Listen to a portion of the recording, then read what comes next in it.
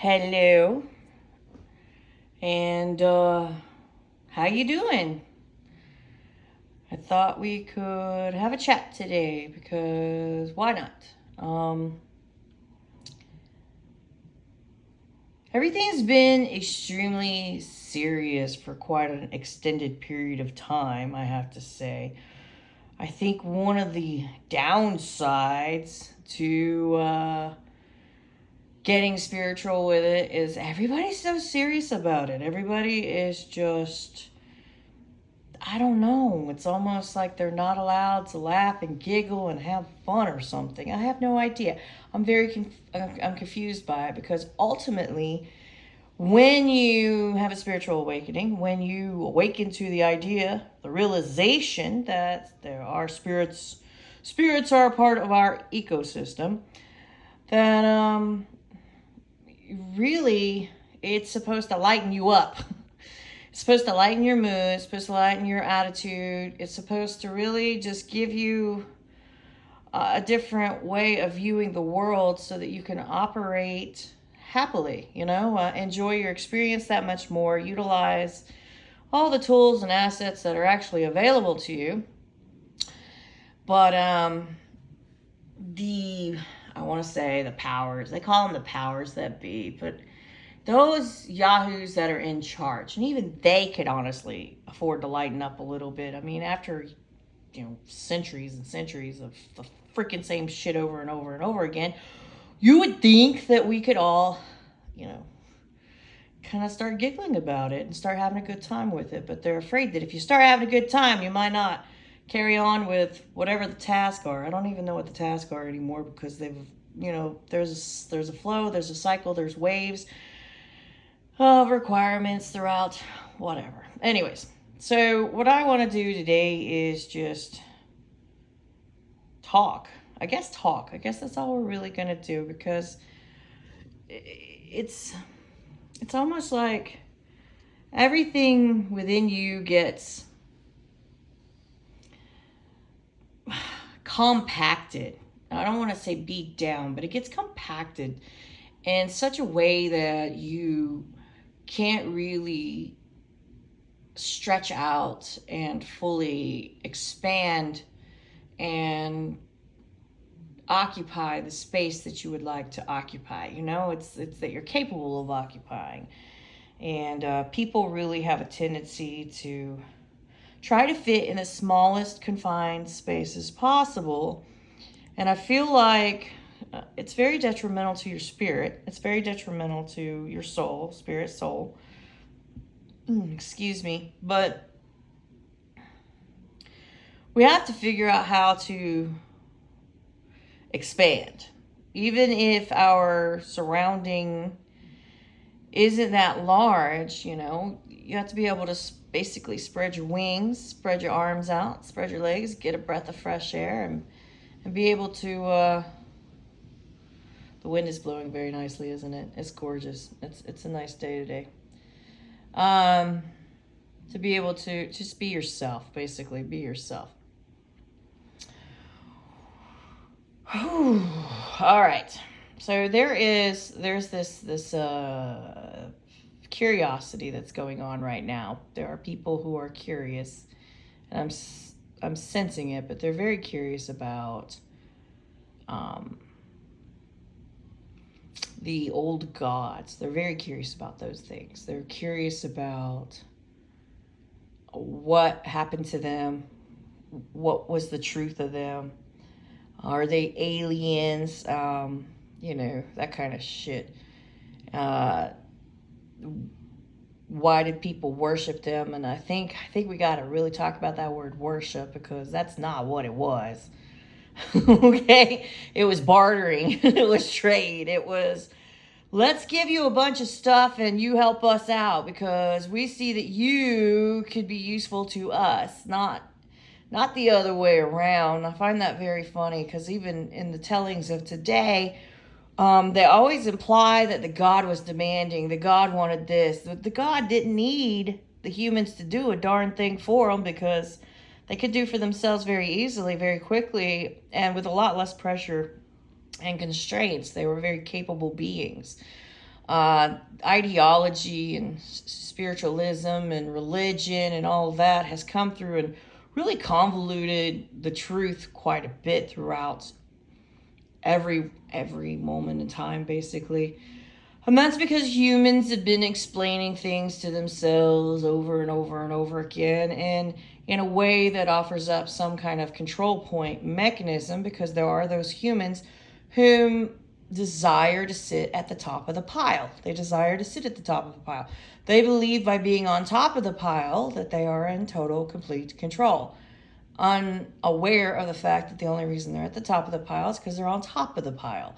And if that bottom of that pile should move, fluctuate, or change its, tone, stature, whatever it decides to do, or just get bored with standing there and holding the other person up and walk away from it, then that person that sits on top shall just simply fall to the ground. And you're not really in charge of anything. You're basically standing on the backs of others, hoping that they'll stand there while you get to, strike a pose, basically. Strike a pose and give some commands and, feel all powerful and imminent, blah, blah, blah.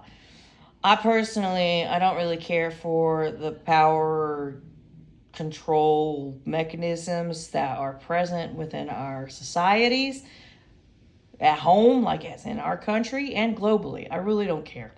I don't like the idea that someone's going to tell me what I'm going to do with me. Because I do think about the other lifetimes where we didn't have all this stuff to do. We didn't have to build this. We didn't have to create that. And, there wasn't a lot of upkeep, because basically, essentially, you could be, and there was no confined restriction of, you can't go past this line because this line has been drawn and we claim it. And you're not allowed in here because you're not like us. And, in the very beginning of it, you could pretty much walk where your legs would take you, and you could live where you could, make a structure that was solid enough to withstand nature, and if it fell down, then you made something else to sleep in, lay your head on, and then you weren't sitting inside of it all day. You were out and about doing stuff and exploring it and, being a part of it. It's what you were doing as a human being, as part of all of this. But there's the curiosity of, well, where did we come from? And who created us? How did we get made? I find that interesting. Like, why do we care? Why do we care how we got made? And I feel like that's a question that's only coming from someone who wants to replicate that process. But the process was so magnanimous that there's no way to replicate it. They've been working on it for a long time. They've only come up with the ability to create illusions as if they have achieved the same solid 3D structure, but really it's just, it's an illusion. It's an image. It's illustration. It's movie magic, that kind of stuff. And it's been quite interesting for quite some time to watch how humankind, I say human, because we don't want to forget the women because men and women, they're two halves of a whole, essentially, and it takes those two halves coming together in order to create the next, fruition of the existence of the species, So, anyways, there has been a lot of people in spirituality, talking about a spiritual awakening. And I came on a ridiculous amount of time ago, over a decade, has it been a decade? Maybe it has been a decade. Close to a decade ago, I began, and I wasn't really beginning a spiritual ascension, but what I did need, I realized, because it wasn't necessarily that I didn't know what I didn't learn anything new. I think that's the thing I need to say is, I honestly didn't learn anything new. What I was trying to do was understand what happened to everyone in my life that was gone. My immediate connections were gone.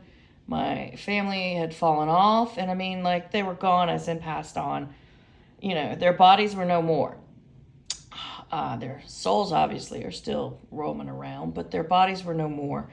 And so I was missing that connection of the physical grounding of I could pick up the phone and talk to them, or I could go by where they lived and see them and connect with them and spend some quality time with them, because I enjoyed it. It was one of my favorite things to do, was to actually communicate and spend quality time with those that I loved and, treasured. So when that was taken away, I didn't have any connections anymore. And I had tried to make some new connections, and I really didn't do a very good job of that. And I don't blame anyone outside of me. It had a lot to do with me as far as being able to stick with it and connect, really develop a relationship, and, hold on to it. It had a lot to do with me. It has nothing to do with anyone outside of me.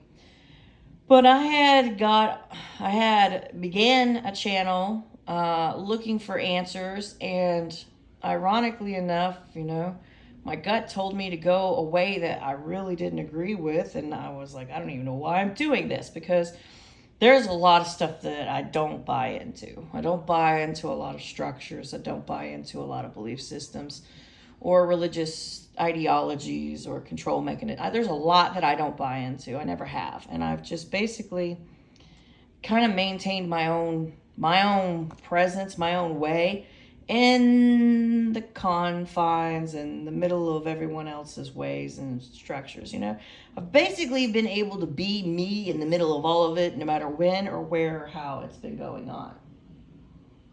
What are you doing? Get out of it, Tim. Stop messing with my hair. Trixie, my cat is trying to catch my hair. Stop. Where are you at? No. No. Stop. Stop.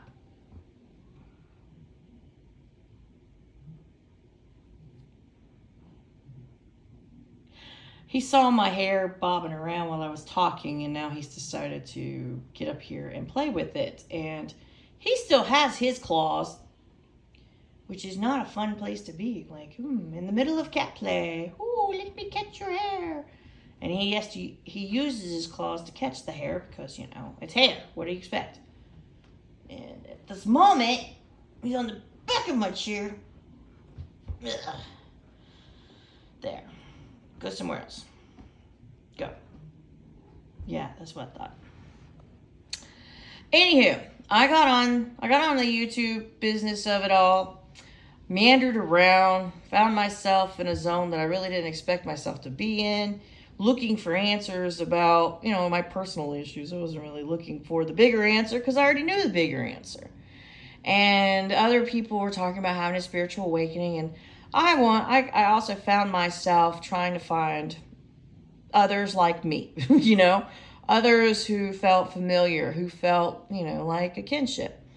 And at the same time, I ran across a multitude of people who were searching for answers, who were confused, who were looking beyond themselves. And I was really surprised. I absolutely was surprised to find people out there who were looking as far as trying to figure out, like, okay, I achieved this, I did this, I did what they told me to do. The merry-go-round says get on it and, get off at the third right, that kind of thing. And I did that, and then I took a left, and I went straight for so many miles, and then I stopped, and I went to work, and I obeyed the laws and paid my taxes, and I had a family, and I went to a church of some sort, and I adhered to their rules and regulations, and, I'm still sitting here, and I just don't feel like this is it. This is what we were supposed to be doing. I don't feel like I fit. I don't feel like this is everything that there is. And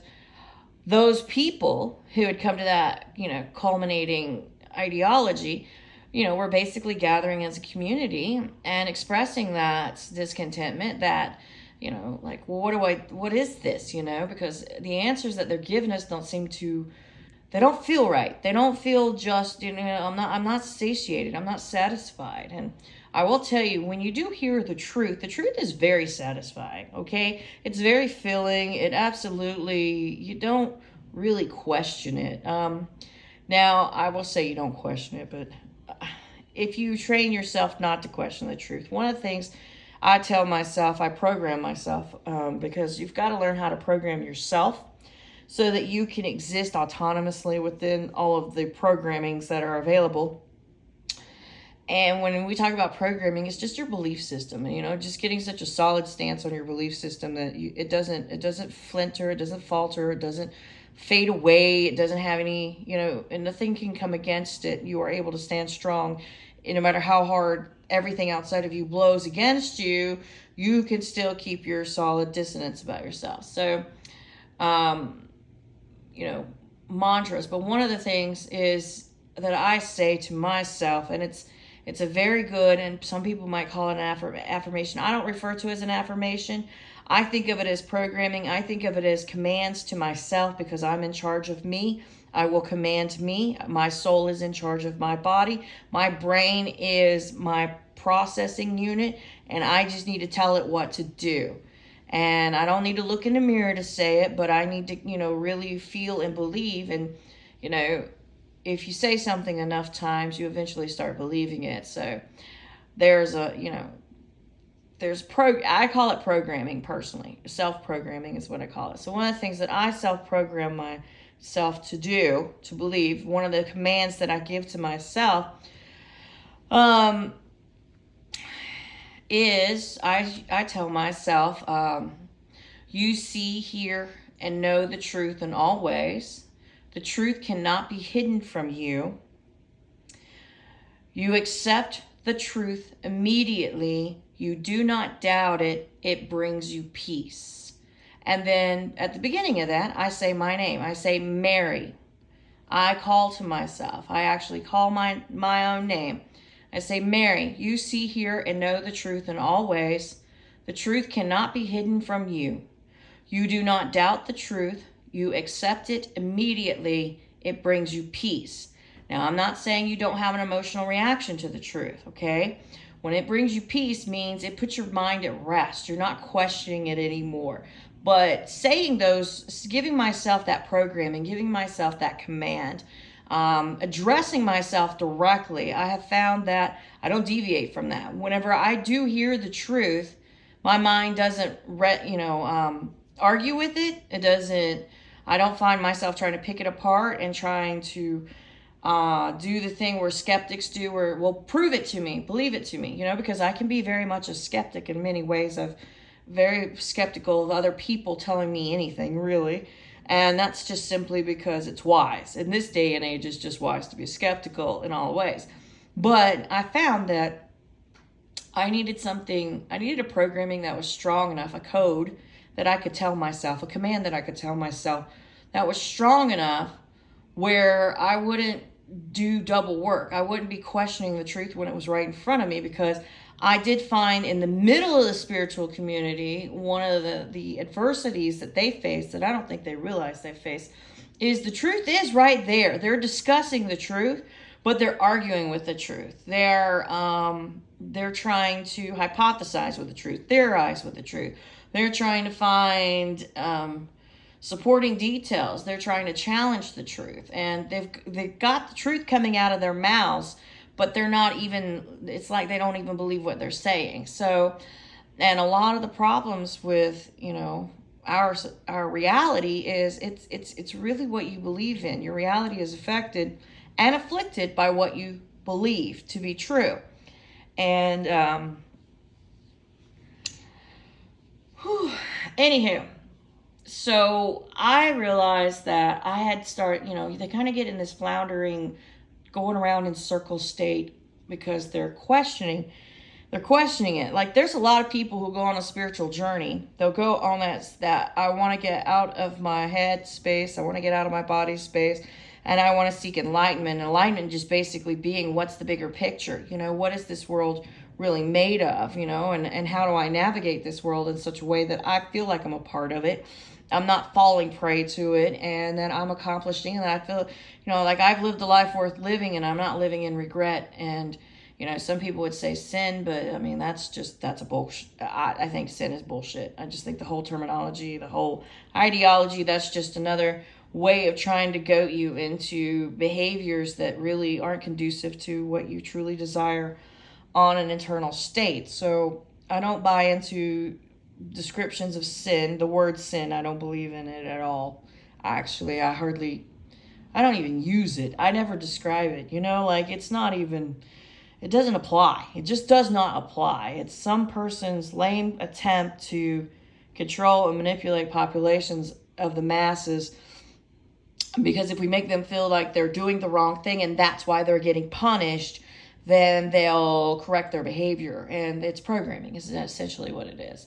But in the middle of the spiritual community and exploring it and recognizing that there were some really solid folks who were getting close to the answers. And then I saw them do like, I don't want to say a 180, but they did a hook where they just kind of like they were going straight, and then they just kind of hooked around and they took a turn. And I was like, where are you going? And it wasn't even a right-hand turn or a left-hand turn. It was kind of like an angled turn back this way.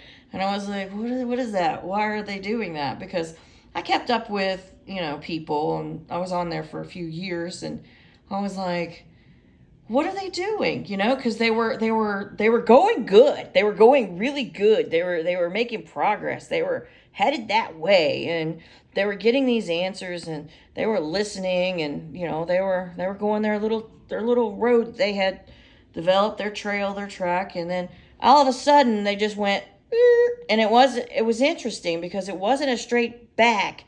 It was kind of a crooked, like a hook. Like they hooked around in a different direction.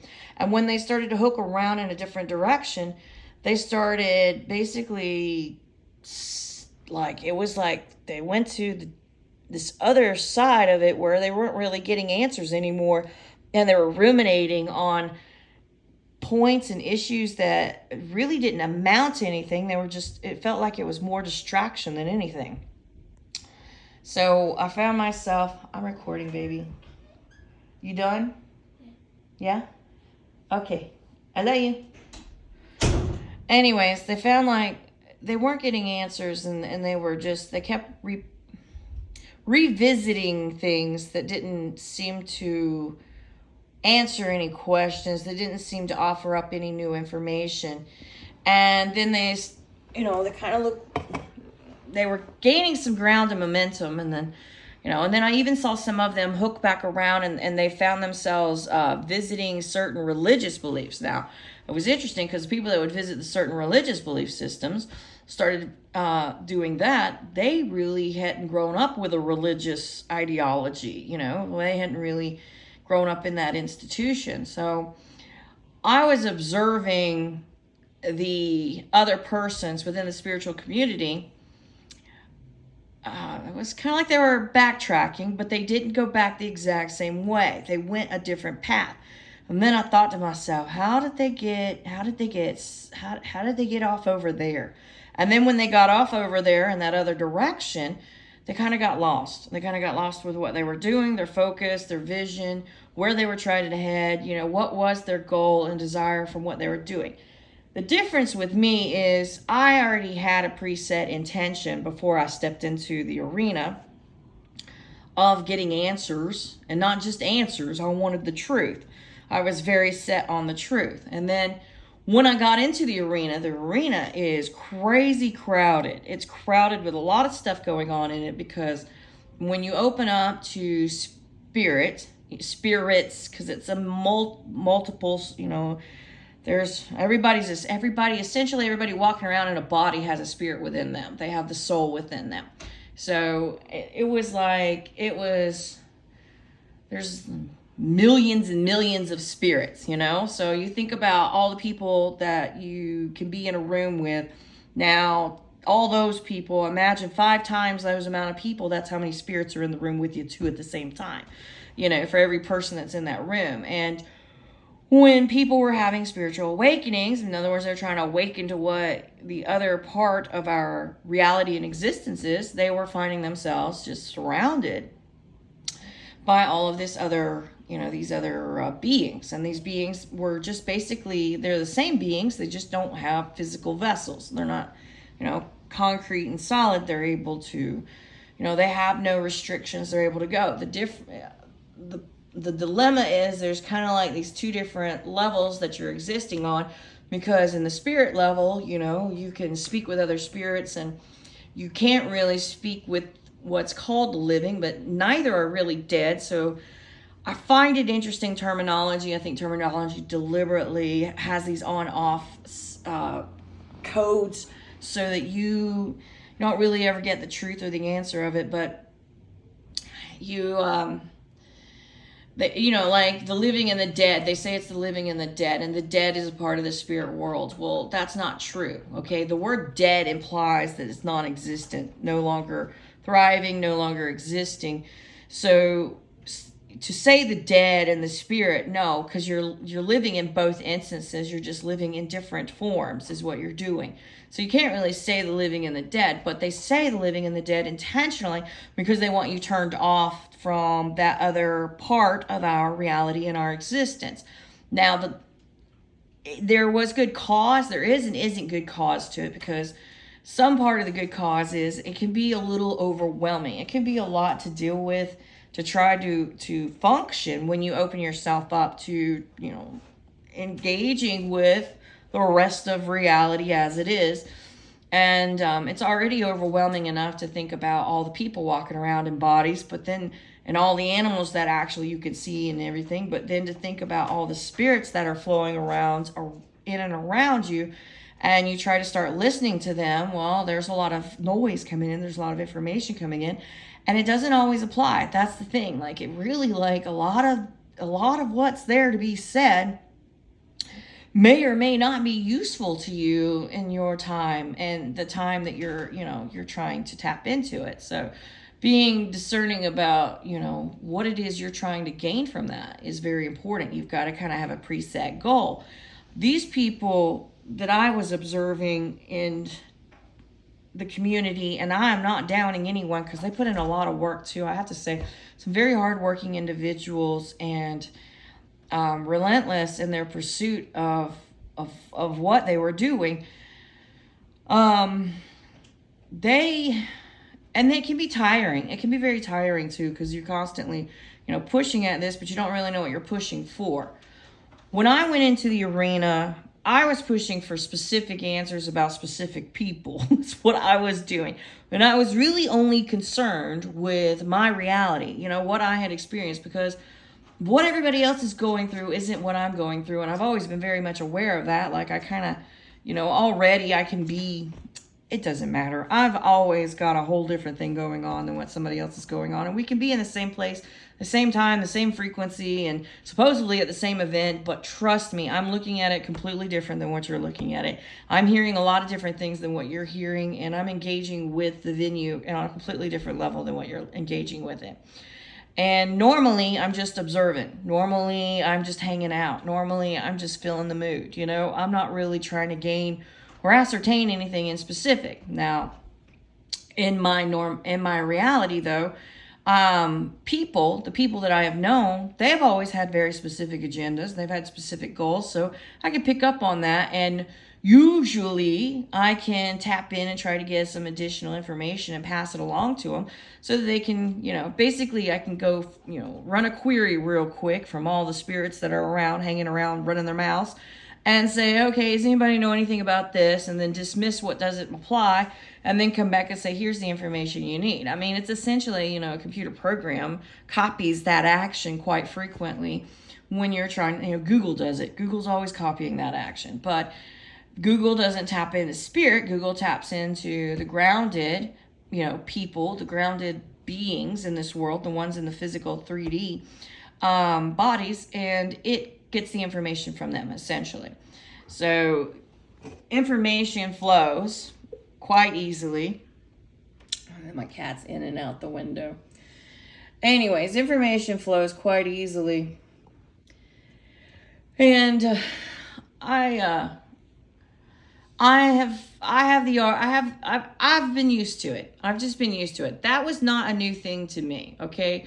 When I got into the spirit community, I really didn't even think anybody was ever aware or awakened to the idea that there was more beyond your 3D reality, you know, what you could solid touch, you know, like I can touch my cat if I could reach my cat. But I thought, you know, there wasn't anybody really curious about it. There wasn't anybody really interested in it. And then the people that were curious and interested about it, usually the people that you ran into were busy. They were working in the dark energy of it. And the dark energy is self-serving, extremely self-serving. And it can bring you into another zone and have you in a whole other way. And you're not really in control of what you're doing. So I didn't really engage with those people because I like to be in control of what I'm doing. I like to be in control of myself. I like to be in control of my reality. I like to, you know, I like my control mechanisms. And I'm not a control freak. I just, you know, when it comes to me and what I'm up to, I'm going to be in control of it. Well, in observing all of these people who were a part of this community, who were growing in this community, who were learning information, they kind of, like I said, they hooked around and then they started going a different way with it. And I was confused. To repeat what I said already, because I feel like I'm repeating myself, but I feel like I have to go back and say things again in order to stay on track with the conversation. What I was doing was trying to find out the information that I needed to know because I was basically investigating my reality in my life. Other people do different things when they want to know answers, or they don't want to know answers, or they want to, you know, avoid the truth of things. You know, there are other ways, but I'm someone who wanted to know the answers. I wanted the truth of my situation. And so I found myself engaging in an arena that I did not expect to engage in. I was never drawn to before because I didn't need to do. It wasn't anything I really needed to do to know answers. But my knowing told me to go that way with it. And I went that way with it. And as I went that way with it, I realized in retrospect, what it did was bring me into contact with others who could mirror what it was that I needed to see about my reality, my truths, you know. And I needed to look in the mirror. Essentially, I needed to look in the mirror and see it from that perspective. And then I was able to get a good grip on it. While I was in there, I did find that once the truth started coming toward me, I doubted it. I was having a hard time with doubt. I was absolutely questioning it the minute it showed up. I was like, no, this can't be real. This can't be what's going on with this. And I found myself backtracking. I wasn't doing the curve thing because I wasn't trying to find out about the spirit world. I already knew about the spirit world. I already lived in the existence of, they're all around me anyways, and they're always talking too. And you have to learn how to, turn off this channel and turn off that channel and just basically listen to what you want to listen to. But I had set it aside for quite some time and tapped out of it. I had really set it aside. And that came through, and it wasn't necessarily that I just tapped out completely, but I really just ignored a lot of it. I got to where I ignored a lot of it and I started existing the same way that other people exist. And I just started, like downplaying existence and getting it very concrete and, fell into that. And I didn't fall into it intentionally. I just had been through, when I was 19, I'd been through a head-on collision with a drunk driver, and I sustained some injuries, and I'm sure that's what attributed to that, because up until that point, I was completely engaged with it, completely curious about it. It was not something that I was hiding from or afraid of. But after that point, I lost a conscious awareness that I was even capable of doing it, and I forgot some things. I ended up suffering from some amnesia that I realize now, because a lot of memories have come back. And I just started existing like everybody else existed, but I still had the ability. I just didn't realize that was what was going on. I didn't really call it anything. I didn't really question anything. I just thought I had good intuition. I just discounted it. I just put it off to the side. It's no big deal. I just have good intuition. And then I went and started doing what everybody else does in humanity. And I started, grinding, and I went to college, and I, acquired vehicles, paid for them. I lived by myself and had, well, the roommate thing didn't work out too well, but I did, I did things. And then I ended up getting married a couple of times, and it was in the second marriage that I found myself actually starting to remember. I don't want to say wake up, because I wasn't asleep, but starting to remember what I had forgotten. And I found my memory coming back to me more and more. And then that's when I started engaging with the spiritual side of it, the spiritual community of it. And I started engaging with it consciously. I consciously chose to tap in. And I found that I was always tapped in. I just didn't realize I was tapped in. So it's kind of like, okay, basically here I was starting to remember what I'd forgotten. And there were very important memories that I needed to get back. And they were very difficult memories to relive, because when your memory comes back, it's hard because you have to go through it again. You didn't really, it's kind of it's a blessing and a curse. And I say a blessing and a curse because, if I had never lost my memory, who knows where I would be right now and what I would have been doing. I can choose to look at the positive side of that and say, well, because of that, I was able to do, and I can pick out little spots and say, okay, yeah, I did this. But then when I think about it, I had a lot of hardships by losing my memory. I had a lot more hardships, and then I had a lot of misunderstandings and not really being able to connect with people. And I couldn't stick with people. And I was really having a hard time when I think about all of the interactions that I've gone through. And then people didn't know how to take me because I couldn't explain myself. I couldn't explain why I was though I was. And human beings really want you to explain yourself to them. They really want you to tell them, well, why do you act like this? If you say no to something, they want a reason why. I didn't give reasons why. I just said, no, I don't think so. And then I would walk away. No, I don't think so. And I'd walk off. I couldn't tell you why, but I knew no. No was my answer. No was my definitive. And you weren't going to talk me into it. And I didn't need to explain myself to you. And if you'd asked me to explain myself to you, I wouldn't have given you an explanation because I couldn't remember what it was that I had gone through that told me that no would always be my answer to this. From this day forward, this will be a no for me, because I'm not going to go through this experience and have this on my, in my presence, in my being. I don't want this energy around me. But in going through all that, the memory started coming back, and then the memory came back. I consciously became aware again that, oh yeah, wait a minute. And I started remembering my childhood. I started remembering the moments, and I started remembering the special things about myself. And I was like, oh, it was weird. It was like, okay, for me, I got into the spiritual community and I found myself, but it wasn't that I was lost. I just didn't remember myself. And the reflection of the people within the community, the different caveats of the community, because there are all kinds in the spiritual community. There are all kinds, you've got your spiritual gurus, your spiritual guidance counselors, kind of essentially. They're all talking about Gaia and Cryon, and I don't know what the names are, but that stuff didn't relate to me at all. What they were discussing as far as, being responsible for their actions and talking about, trying to shift the world in a new vibrational frequency. There was a lot of, truth within a lot of what they were saying too at the same time. And then you've got your other spiritualists, you've got your tarot readers, your mind readers, you've got your, what are they? The ghost whisperer people. You've got those elements too, because that is a part of the spiritual community too.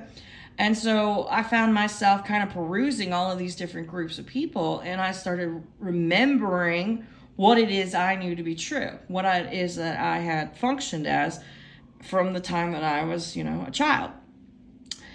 And that was difficult. Like, the truth was coming back to me about me at the same time. As much as I wanted to know what happened to the people around me, I had to figure out my own personal truth in the midst of it. Now, at the same time, the people around me were engaged in their religious upbringings, their belief systems, and they all had their different denominations. Like, most of the people that I knew growing up were Christian. I didn't really, navigate or interact with a lot of people in different religious settings because, well, that's just where I was at. It's just who was there. The belief system and the structure that was set up for this country, most of it's Christianity. It's what it is. But within Christianity, there were different so-called denominations. So those denominations had different attitudes and different weights and different beliefs, different ways about themselves that they, pursued life in the functioning that they were told was appropriate and adequate for them to do. Well, there's so much that happened. Like, it's ungodly the amount of things that occur in a moment. I don't think anybody really truly appreciates a moment because it is unbelievable all the things that are happening within one singular moment. And that moment can be as short as 5 seconds, 1 second, 60 seconds. Like, it's amazing all the things that occur. Like, right now I'm talking and my cat is wiggling his ears and he's looking out the window. The wind is blowing. Those leaves, every single one of those leaves are moving, and they're moving in a different vibration. And if you listen, it sounds like the waves of the ocean crashing. And it's one thing that I really appreciate about the trees around here is, at least when the wind blows, it sounds like the ocean. It really does. And I miss the freaking ocean.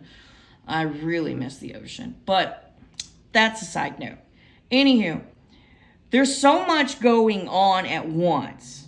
And I don't think that it was this big conspiracy theory to rule mankind that got us all in these scenarios of belief systems and religious systems. I think what it was is human beings, you got to have a small chunk at a time to digest, because it can get very overwhelming when you're completely awake and aware to every little thing going on.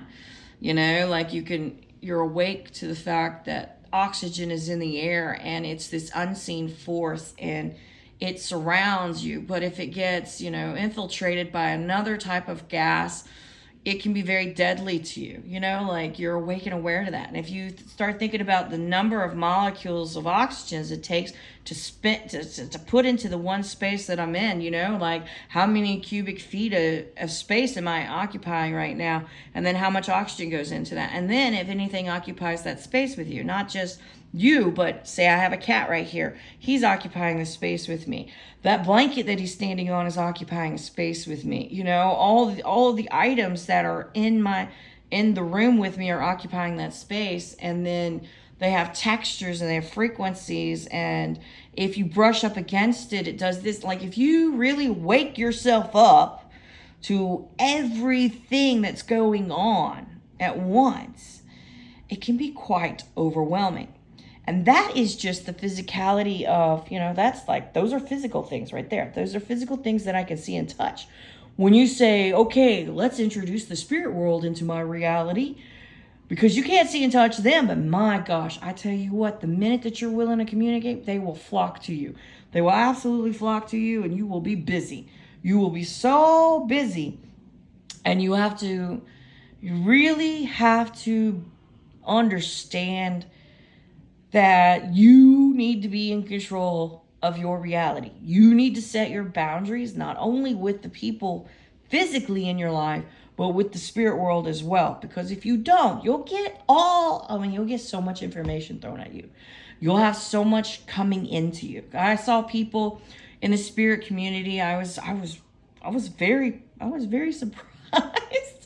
I have to say I was extremely surprised, because one of the things that I did see coming across my feed was these recommendations for these people who were doing these readings for so-called intergalactic something or anothers, and they were aliens, and they were trying to help our world and blah, blah, blah. And I thought, what? And at first I just was like, okay, whatever. I don't believe in aliens, But then as I start thinking about the human language and the context of language and, the double entendres that even in English we use, and I imagine the other languages use double entendres quite frequently too, because essentially, they have, I don't know how many words they have, but I would imagine the same thing's going on there.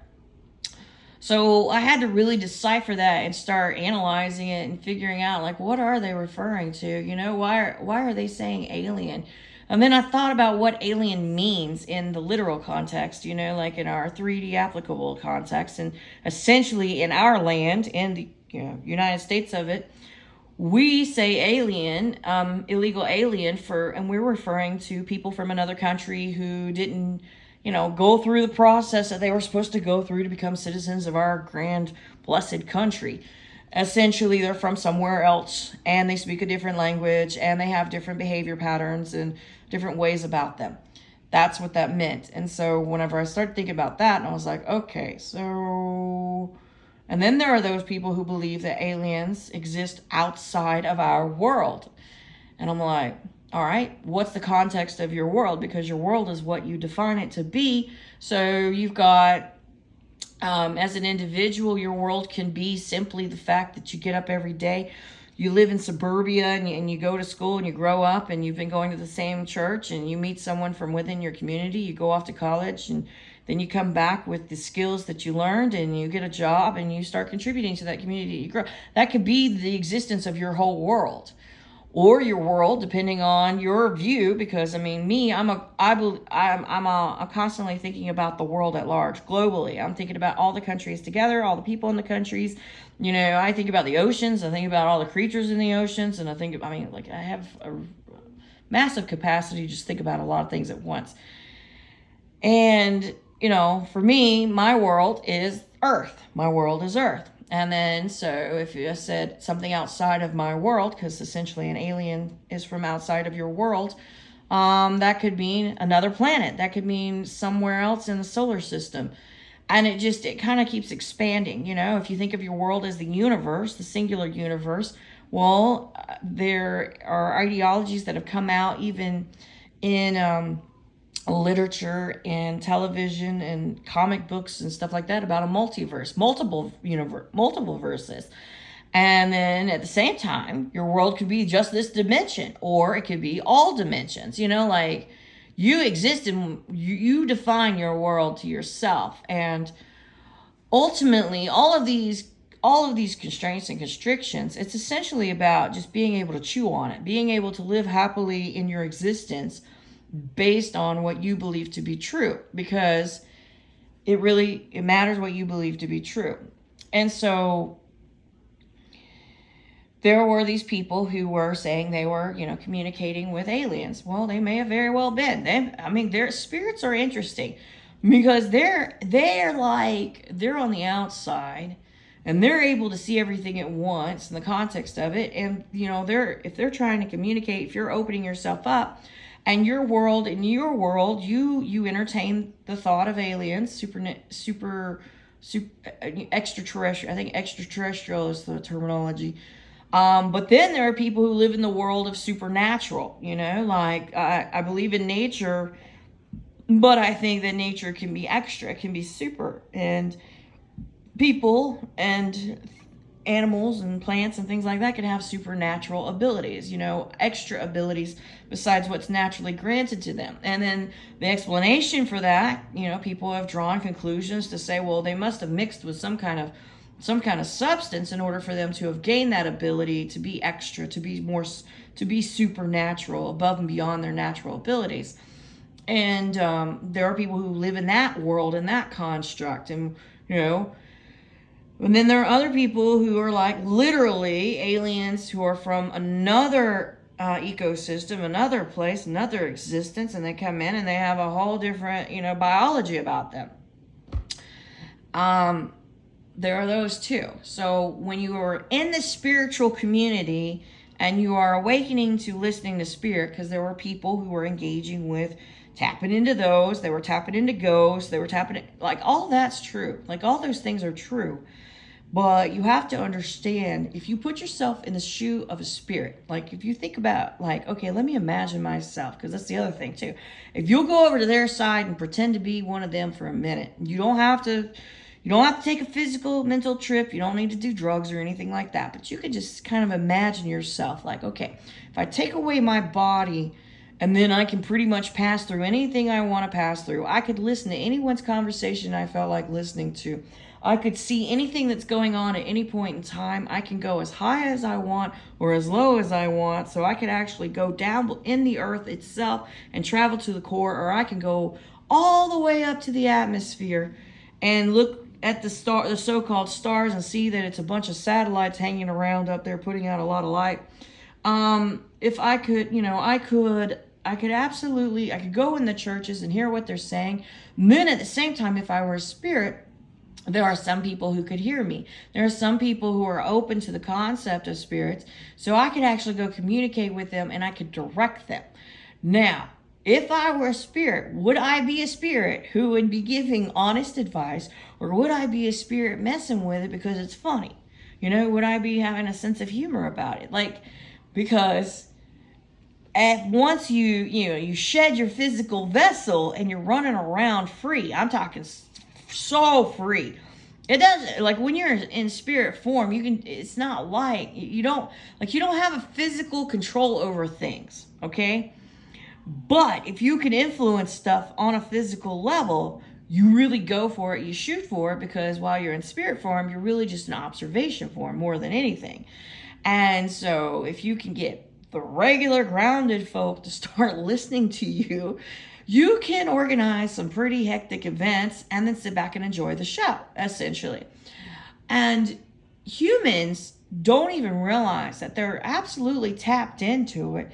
They're mimicking all of this stuff in 3D reality. Because, if you think about what it takes to produce a show and how much talking has to go on behind the scenes to get people into the mood of being a certain character or acting a certain way, the same is true when you think about reality and you think about spirits and all of that flowing through. So it's like, you, the individual, if you're going to go find out anything from anywhere, if you're going to be searching on a 3D level and investigating into mysteries, or if you're going to decide to jump into spiritual awakening and, all the other stuff that encompasses that, you really have to set some boundaries up. You have to define for yourself what you're really looking for. You have to understand the context of what if it all existed all at once. There's this movie, I have to applaud it. It was called Everything Everywhere All at Once. I think that's what it was called. And basically they explored the idea that you're existing all at once, everywhere at one singular time, and then everything's being thrown at you all at once. And it was a relationship between a mother and a daughter, and it was really well done. The imaginings of it, and the flipping of the scenes and the visualization of it was really kind of opening up the perspective of the person to imagine that not only in that context, it was more of, okay, I am not only physically expressive here in this moment, but there's more of me. They do that in the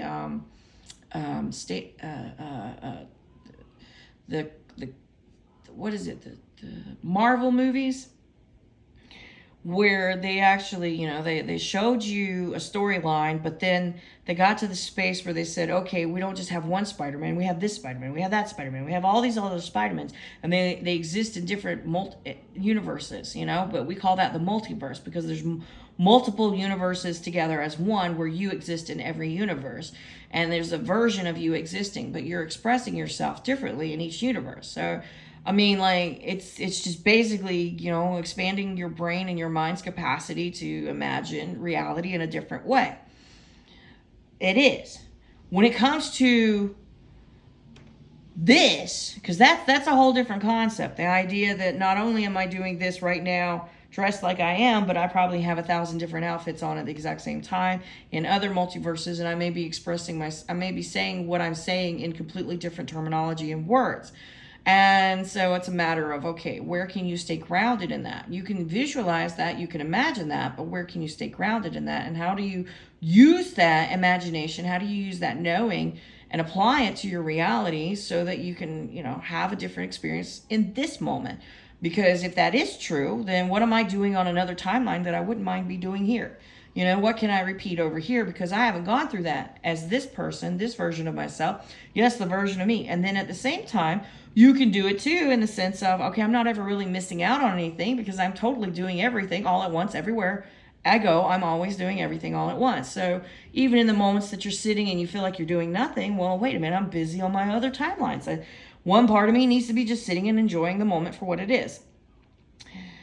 You can do that. Like, you can get to that functioning capacity where you can visualize that. A lot of people did. A lot of people really ate up those Marvel universes and that concept and that theory, and it's a reality at the same time.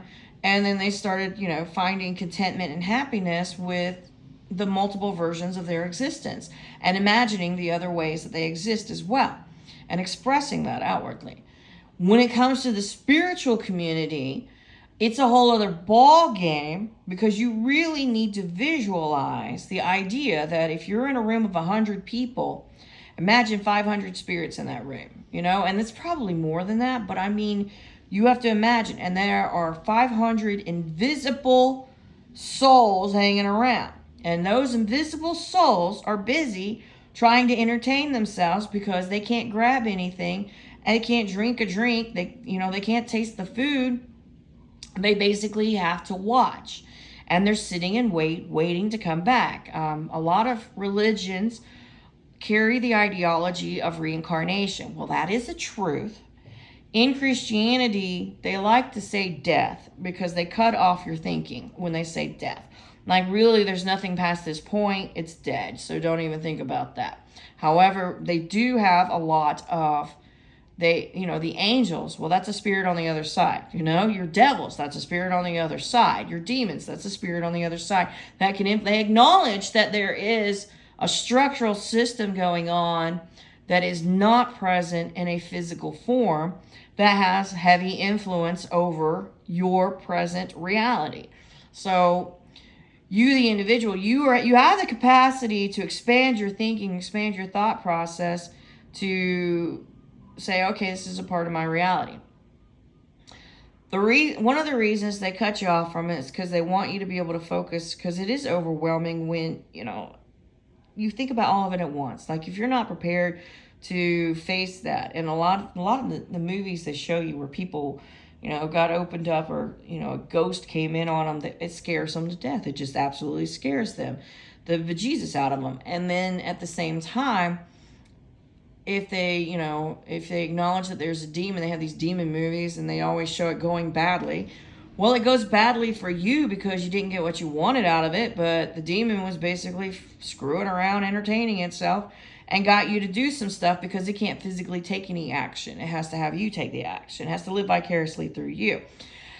The same thing's true for an angel. An angel can't actually physically take the action. You've got to take the action. They inspire you to take the action. They encourage you to take the action. They support you, around you and everything else like that. When it comes to spirits can play on spirit level, the spirit plane, but they can't actually play on your physical plane. When the physical body, starts opening up and saying, hey, I want to interact and I want to be a part of that. I want to include that in my reality, my physical reality. Well, you're opening the door for your reality to be influenced by them. And then you are allowing yourself, your body, to basically be lended over to their control, essentially. It's kind of like puppeteering is what it is. And it's one of those things where you have to sit down and think about it. What is it you're trying to gain? What do you want from it, your interaction? And then at the same time, recognize that, like, if you have all the types of people that you do in reality around you, you have some people that'll use you, some people that will make fun of you, some people that will play a joke on you, you have some people that will help you, you have some people that will be honest with you, you have some people that lie to you. You have people who will do all kinds of different things to you in physical reality. Well, the souls within those persons are the ones performing those actions. Now, you take away the body, you still got the same soul, the soul with the same attitude, the same mindset, and everything else like that. So when you go playing around in spirit world, when you go to open yourself up to a spiritual awakening and saying this is real, well, it is real. It is absolutely real. You got to remember that all the souls that lived before, they're all hanging out over there. You know, if they're not in the physical body right now or being reborn, then, you know, they're hanging out over there. They didn't die. They're still in existence. So all the personality types that you became aware of and all the things that people were willing to do, well, spirits will do the same thing. There's a lot of different kinds of spirits that'll do that. So you have to be very discerning in that perspective. And it is something that can get you going around in circles. It can get you wrapped up because you really got to know what you want from it before you begin doing anything with it, is what you have to do. Once you get to the awakened reality that, okay, this is real. It actually happens. A lot of people, they can't get past their religious beliefs or you know, ideologies or whatever they were taught growing up about what was real. And they were taught those things because whomever it was that was raising them or, you know,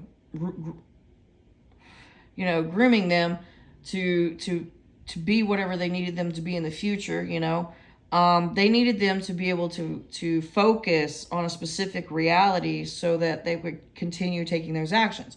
When you start entertaining this other stuff, when you start opening up to this other stuff, your reality shifts, your desires shift. You don't really feel like doing. I mean, some of the stuff you used to do that you thought was fun isn't fun anymore, or you may be entertained with just sitting there and listening to all of it, and it looks like you're doing nothing but being lazy, but really you're thinking and you're exploring, and you know, you're being expressive. You're not doing nothing. And then you may find that you want to watch TV when you didn't want to watch TV before, because you start not watching TV in the same way. You start exploring, like you've opened yourself up to reality, all the things that play into a singular moment to create that moment, you know. Wow, what in the world? How did that happen? You know, all the elements that have to come into play. So when you start looking at a television, you start watching the movies and the shows, and you're not just watching the storyline being told to you. You're not just seeing the front end view of the finished product of it. You're actually thinking about, okay, while I saw this going on screen, I can imagine what the director was saying at that moment, or the staff behind the scenes, and wow, why did they pick that costume choice? I bet they had a bunch of costumes, and the next thing you know, in your mind, you're visualizing the costume rack. Or you're thinking about why they chose that person to be the one to portray the role. And then at the same time, how did that person decide how to portray that role? You know, like, how did they decide what they were going to do to express that character? And it's very interesting. It gets very intriguing when you open your mind and realize all the elements that played in together. And then at the same time, sometimes a scene can become even funnier because you realize the people that were in the scene acting are having an even better time with it than you would have originally when the first time you watched it. I found myself going back and rewatching stuff because it's a whole different entertainment when you go back again and watch it later on, years later, and you go, wow, you know, like with a different awakened awareness, you're totally experiencing it on a different level. Same thing is true when you shut the TV off and you go outside and you start watching your neighbors, or you start, you know, looking at the birds and listening to, you know, we have bunny rabbits and foxes that come around sometimes. So when you start thinking about the creatures and you start listening to them, and you start looking at the trees and how the tree's moving, and you know, wow, that tree lost its flower, you know, lost its leaves for winter, but it's so beautiful when it comes back in the spring at the same time. And yes, it gets warm, but it's still, wow, the way it moves, the way it shelters, that kind of thing. And then you think about, like, even in that expression of the tree that's outside my window right now, how many leaves are on that tree right now? It is thousands. I can tell you probably thousands of leaves are on that tree. If I actually set out to count every single leaf on that tree, it takes thousands of leaves being hit by the wind to almost replicate the sound of the ocean. And I'm in the middle of the United States right now, and I can't tell you how much I don't like being so far away from the water. I hate it. I hate being away from the water. But when that tree gets hit by the wind and I'm like, oh, I can hear it, I can hear it. I can pretend I'm there. I can almost smell the salt in the air. I can replicate that. But even in this moment, how much colliding things going on at once does it take to just make this right here, this tree, do all of that? How much does it take? And it's amazing. It's exuberating. It's exhilarating. It's like, wow. Like you just woke up. Like, whoa, man. Like, holy moly. And a lot of people, they're living in a different reality. They're living in a different world. They're living in a more, confined, contained, controlled experience simply because it's easier for them to digest.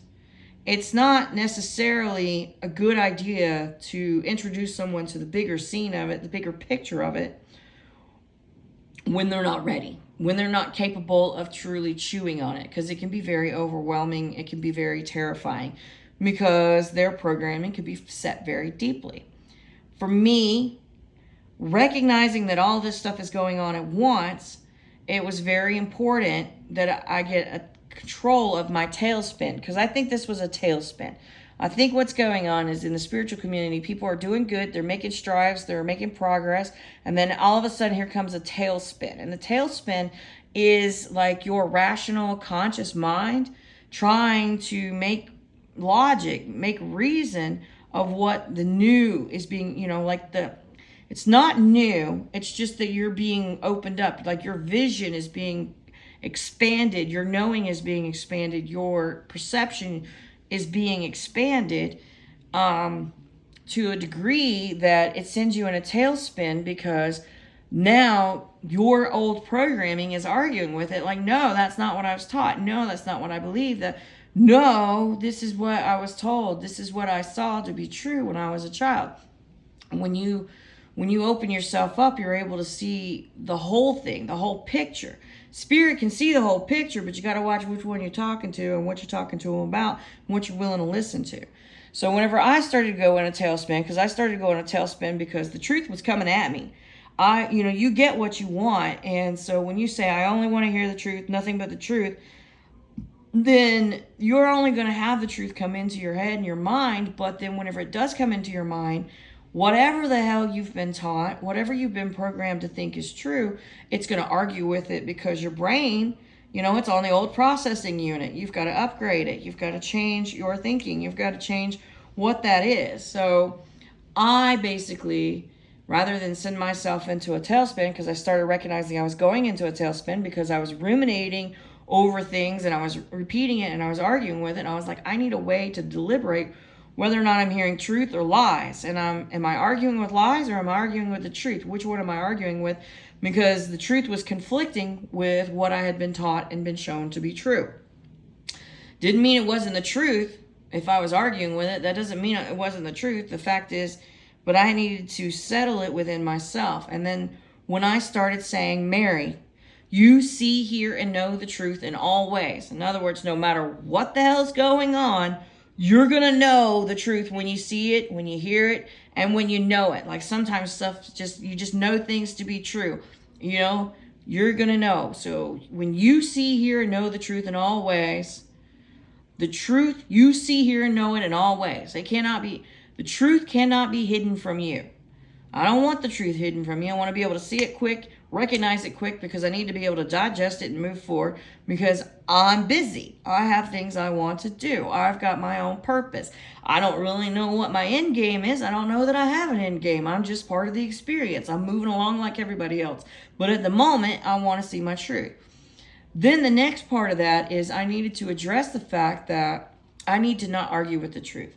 I need to be comfortable with the truth. I need to, put myself at peace when I do hear the truth, and that I don't need to doubt it, because that was what was going on, because that's the other game they play.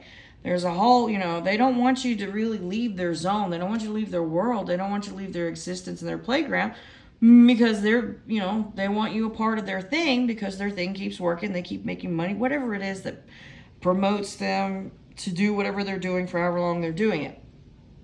So I came back through and I added, you accept the truth immediately. You do not doubt it. it brings you peace. When I told myself that I'm going to accept the truth immediately, I'm not going to argue with it. That means I'm not going to argue with the truth. As soon as the truth is spoken to me, I will automatically accept it. And then I will never doubt it. I don't doubt the truth. I know it to be true. There's no reason to argue with it. There's nothing. And then it brings me peace. It brings me peace in the sense that I don't need to argue with it. I don't need to doubt it. I don't need to defend it. It just is the truth. Once I started doing that, once I started applying that new programming to me, because I was getting rid of the old programming that others had attempted to implement on me, and they were implementing that programming based on their knowledge of what reality was, what they believed to be true about it. And I needed to throw that out the window because I needed to be able to accept the truth when it was coming forward because I wanted the answers that I wanted. Well, it started working. You know, I told myself, because that's one thing I have always said, is no one is in charge of me. I'm in charge of me. I've always said that. Ever since I was a child, no one's in charge of me. I'm in charge of me. And then, you know, you are responsible for your own actions. So I take responsibility for any actions I take, no matter who influenced me to take those actions.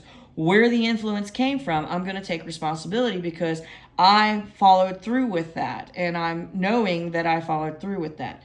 And so there was a lot of breakdown and process in figuring out, you know, the mechanism that I exist in, this body of mine, my mindset, my programming, what people taught me as a kid, what they tried to teach me as a kid, and things that I didn't really buy into.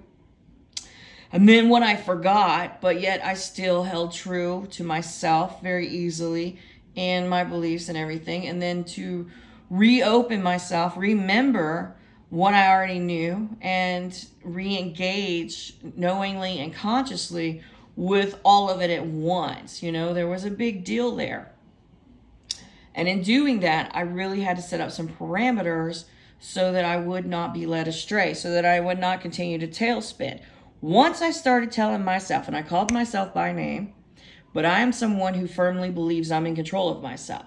Now, there are other people out there, they don't believe they're in control of themselves. They've given control over their actions, their lives, and everything else over to another entity outside of themselves. And some of those entities can be, you know, what they call God. It can be angels. It can be demons. It can be any number of things that they're engaging with, and they are, you know, they have decided that they will take actions based on the guidance of that other thing outside of themselves. They will follow, you know, their rule book or whatever, their how-to manual, whatever it is.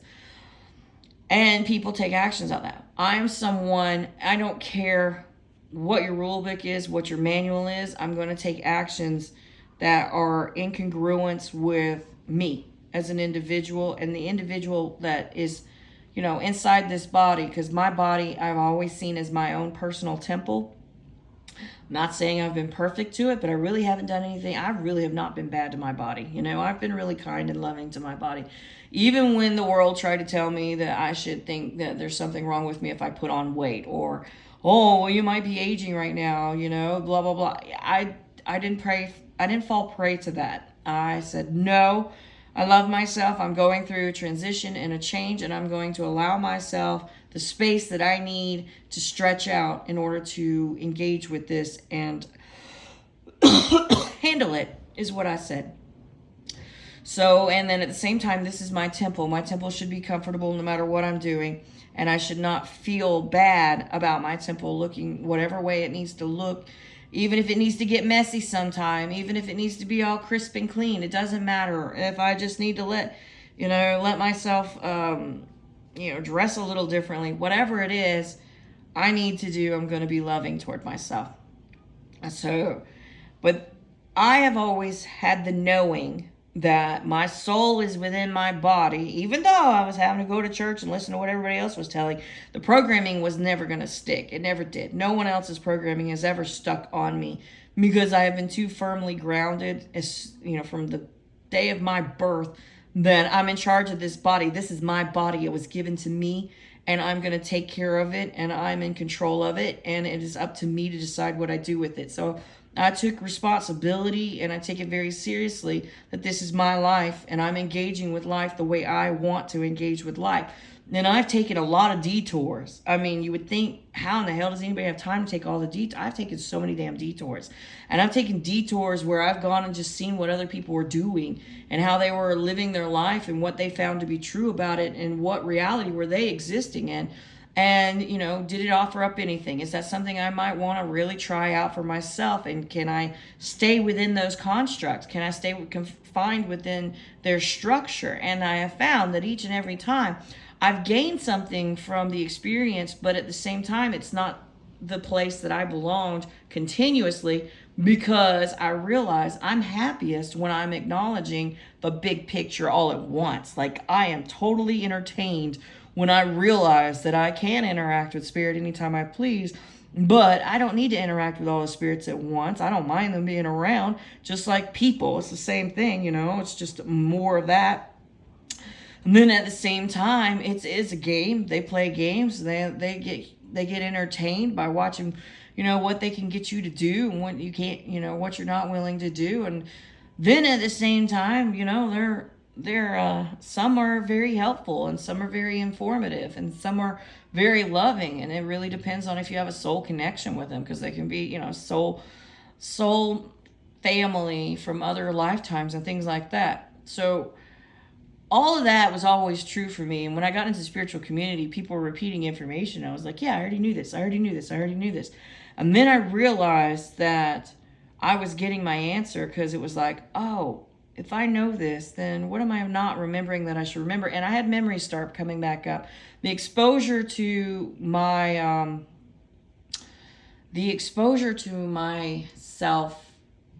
well, it was a mirroring. I needed to see a mirror of what I needed to see myself. Well, the only way I was going to see myself was seeing everybody all at once, because there's a part of, you know, like, I'm in all those places. I've always been in all those places. I've known all those things. I've experienced all those things. And so it was like, okay, I need to see this mirror of myself so I can remember what it is I'm not remembering, because there's something very important that I need to remember and I can't remember it. And at the same time, I want to know what happened to everybody else I knew. What happened to them? And I realized they all chose their path. You know, the people that fell away from my life, I went back and I started revisiting other people's belief systems. I started getting acquainted with the reality that people existed in and where they kept themselves at. They may have had other belief systems, but maybe the control of the government was a heavier force for them than the actual church of it. So, you know, they paid their taxes. Or they may have believed that, you know, illness was a bigger force than what it was. So they believed in illness, they believed in disease, and they suffered the death and the consequence of that. So it was like they were existing in the reality, these other subsectors of reality. And there's so many layers to it, so many elements.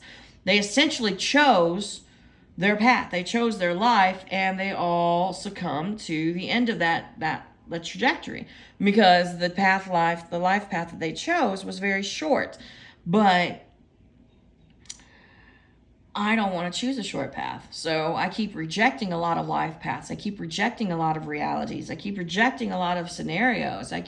I'll try them on. I'll go put the shoes on, walk around in them for about 5 minutes to see if they feel right. But if they don't feel right and they're not comfortable, I'm taking them back off, and I'll never put it on again. I'll remember that I put them on. I'll remember what it felt like. I'll remember where I walked. I will remember all parts of that experience. But at the same time, it wasn't what I was looking for, because it wasn't going to take me as far as I want to go. And I want to go really far. I don't want to go short. I want to go so far that it's, you know, like I saw the movie Kung Fu Panda, one of the Kung Fu Panda movies, where they had the turtle guy and he was the master of the chi. And I mean, I like the terminology chi for your life force. I think that's a really good way of talking. You know, that's another word for the soul, life force, spirit of you, you know.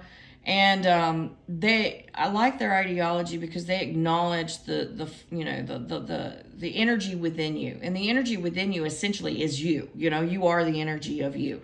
And I like that. They say, you know, when you get to a certain chi level, they had these, you know, in Kung Fu Panda, they have these warriors and they use their chi to fight, and it gives them extra abilities. And the extra abilities in their cultural belief system was I mean, this kind of goes back. It lends itself from Asian cultural belief systems, but the extra ability of your chi, your life force, actually, can come into contact with the elements of nature: earth, fire, wind, water, and incorporate those elements into the fight against. And essentially, your life force can command those elements and produce. Like, let's say your chi is so strong that you can produce the rain. Your chi is so strong that you can make wind come. Your chi is so strong that you can create hurricanes, that kind of thing. So, your life force is that strong and that encompassing. But in Kung Fu Panda, they kind of simplified it in the sense that, these warriors, these fighters could fight in a certain kind of way. Now, if you go watch, like, Avatar, is it Avatar? The Last Airbender, it's about these kids who have the connection to the different elements of nature, but they're separated. They got the fire people, the water people, the air people, the last airbender, and basically he can bring in the air, he can bring in the wind, and he could decimate a whole village if he felt like it, but he has to get in control of that. His connection, his chi within himself, his life force within himself is able to interact with the element of air and control it and bring it through. And I like that. Because there's truth in that. There's absolute truth in that, is what there is. Your chi, your life force. So you have to really start believing in yourself in such a way that nothing can come against it. Like, you've got to know you. You've got to really open up and remember you in order to get tapped back into that. Well, in the Kung Fu Panda series, what I was trying to talk about was, at some point, they choose to pass back into spirit form. They choose to go back to their spirit form as opposed to being solid and grounded in the 3D, because it takes a lot of energy to maintain a physical vessel. It takes a lot of energy and control to exist within this world on a very physical level. And at the same time, while you're doing that, you are feeling it. Like, you're totally tapped in. You're absolutely feeling it in a way that your soul is taking a ride that, it can't just take any other way. So in the Kung Fu Panda, when I say that I want to keep going, I want to go so dang far, I want to get to a space where the part where the turtle was actually going to pass the reins over to Kung Fu Panda himself. And it was his time to move forward. And instead of dying a death like what you see in our world, where people, are in the bodies go cold very quick because the spirit is no longer within them. It has already left the vessel. The turtle actually just transcended. It absolutely just transcended. It turned into stars, and it floated back into the space of it. And there was no physical death. There was only a transformation that occurred. And I was like, that would be awesome. The day that I saw that expressed, I was like, oh, that would be a cool death. And it's not really a death. It just really shows you never die, because there are honorable ways, people think about, well, what am I going to do when I pass on? Well, I don't want to pass on. I don't want to die. I don't want to be done. I want to keep going. But how do I keep going? Where's the next level? Where's the next space of it? And the next space of it is you basically ascend into that ethereal version of yourself. And it's kind of like you have to set what you're looking for. You got to think about it. And it's not really like, oh, I need to figure this out and then tell everybody about it. Not really. Until now, I never told anybody anything. Okay. I grew up my whole life completely awake and aware to everything that was going on, completely tapped on. The world around me was completely different than the world around everybody else, and my reality was so different. And they kept trying to program me, and I got to be honest, there was an extensive effort done on so many levels that it's surprising it didn't work, but I was already determined when I came into possession of my body. And I mean possession as in I was born like everybody else, okay? I'm not a freak or anything. But I took it. I was not a soul that was gonna like let this chance go by. I wasn't gonna come in here unaware. I was coming in fully knowing, fully awake, fully grounded. I'm in charge of me. I know where I've been. I know what I've done. I know the other lifetimes. Like, I'm giving it another shot. I'm coming back in, and this is what I'm gonna do with it. And a lot of what happens when you get into your body is you forget yourself. You forget yourself on a spirit level, for the simple fact that you're going, it's part of the challenge. The challenge is very important, to grow your soul's energy level into the space where, like in the airbender, you can actually get into contact with the elements and really control it. But not everyone is allowed to do that. Okay, there's only so many that are capable of tapping in on that level, and you can't just, you all can't just do that. But as individuals, you have to find where it is you want to go and how far you want to pursue it, and understand that you may not accomplish it in this lifetime, but next time, be telling yourself, saying out loud, like, no, I might not make it this lifetime, but I'm going to remember myself when I come back in the next lifetime, so that way I already have a head start.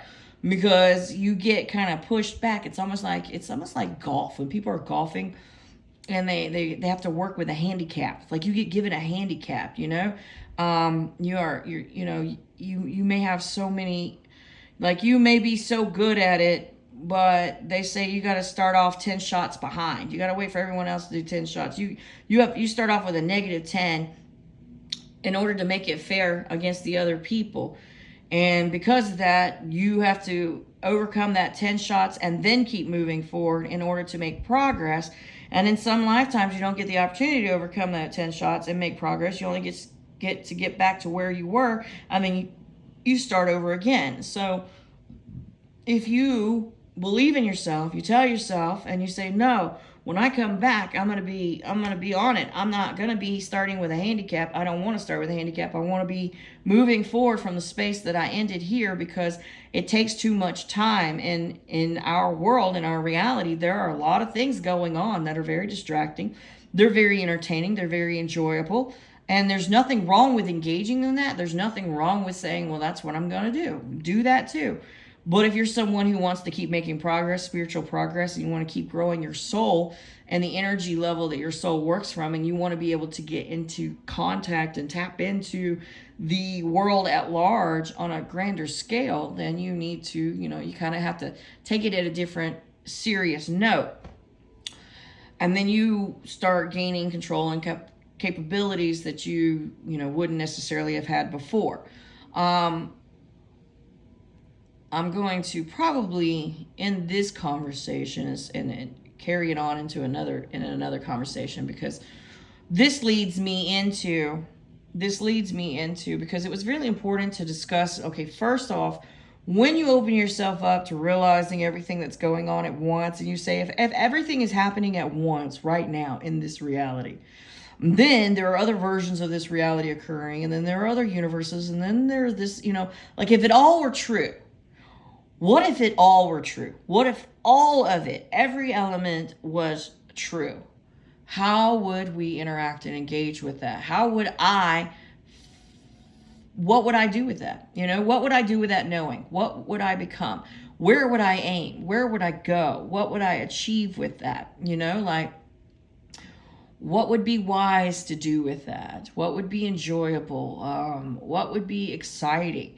And you're going to be very surprised about some of the, things that come to your mind, because it won't necessarily be like, I'm going to control the world.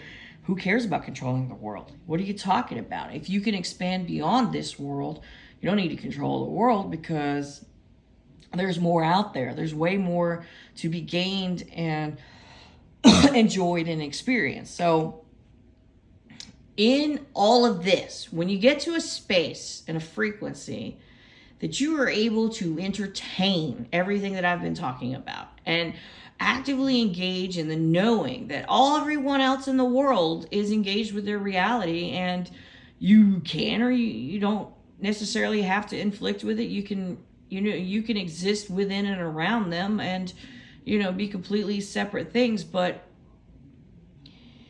it's a matter of, you really got to think about it. You really got to think about it. You got to think about all the stuff that goes on. And then you also got to realize, don't waste your time with arguing, okay? When you get to the space where you've accepted the truth has come to you, and you only want to hear the truth, because honestly, you're only going to gain footing if you're only listening to the truth. Entertaining lies, and I say entertaining lies, buying into them, deliberately debunking them, spending your time proving them to be false and telling everybody else it wasn't real, that's time consuming, and it keeps you at a certain level. You don't really get to expand because you're too busy, cutting the weeds down every time they grow up. And you could stay busy forever doing that. And that can be fun. It can be engaging. It can be entertaining. It can have its self-indulgence. But at some point in time, you're going to get tired of it. At some point in time, you're going to feel like it's a fruitless effort. At some point in time, because it does seem fruitless and futile at the same time, because it's like no matter how much you say against it, there's more lies that keep coming up. There's more false things that keep coming up. And if I'm constantly working against lies and working at things, so it may be time for you, because you're awake and aware enough to know a lie when you see a lie, maybe it's time for you to recalibrate, reprogram your own thinking to only accept, you're only looking for the truth. I want the truth, the whole truth, and nothing but the truth. Period. Don't say, so help me God. You don't need God to help you with this. This is about you recognizing your ability to discern in a world that it's not doing anything against you. There's just a lot going on at once is what it is. And it's a very confusing environment, especially when you acknowledge all the elements that play into it. So this might be a time where you say, okay, I've engaged with the lies. I've been so quick to identify the lies, but I've wasted a lot of time, because in doing that, you really haven't gotten the truth. You haven't spent time having the truth come to you and the clarity come to you that comes with the truth. And then when the truth comes to you, it's like you get a new footing, you get solid grounding, and you have a way to go. You have a way to present to yourself about, this is what I want to do, this is where I want to go. I think I would like to explore this further because I want the truth in this. Now, the truth is an interesting thing to engage with, but I say don't engage with the truth in the sense that you're going to turn around and tell everybody about it.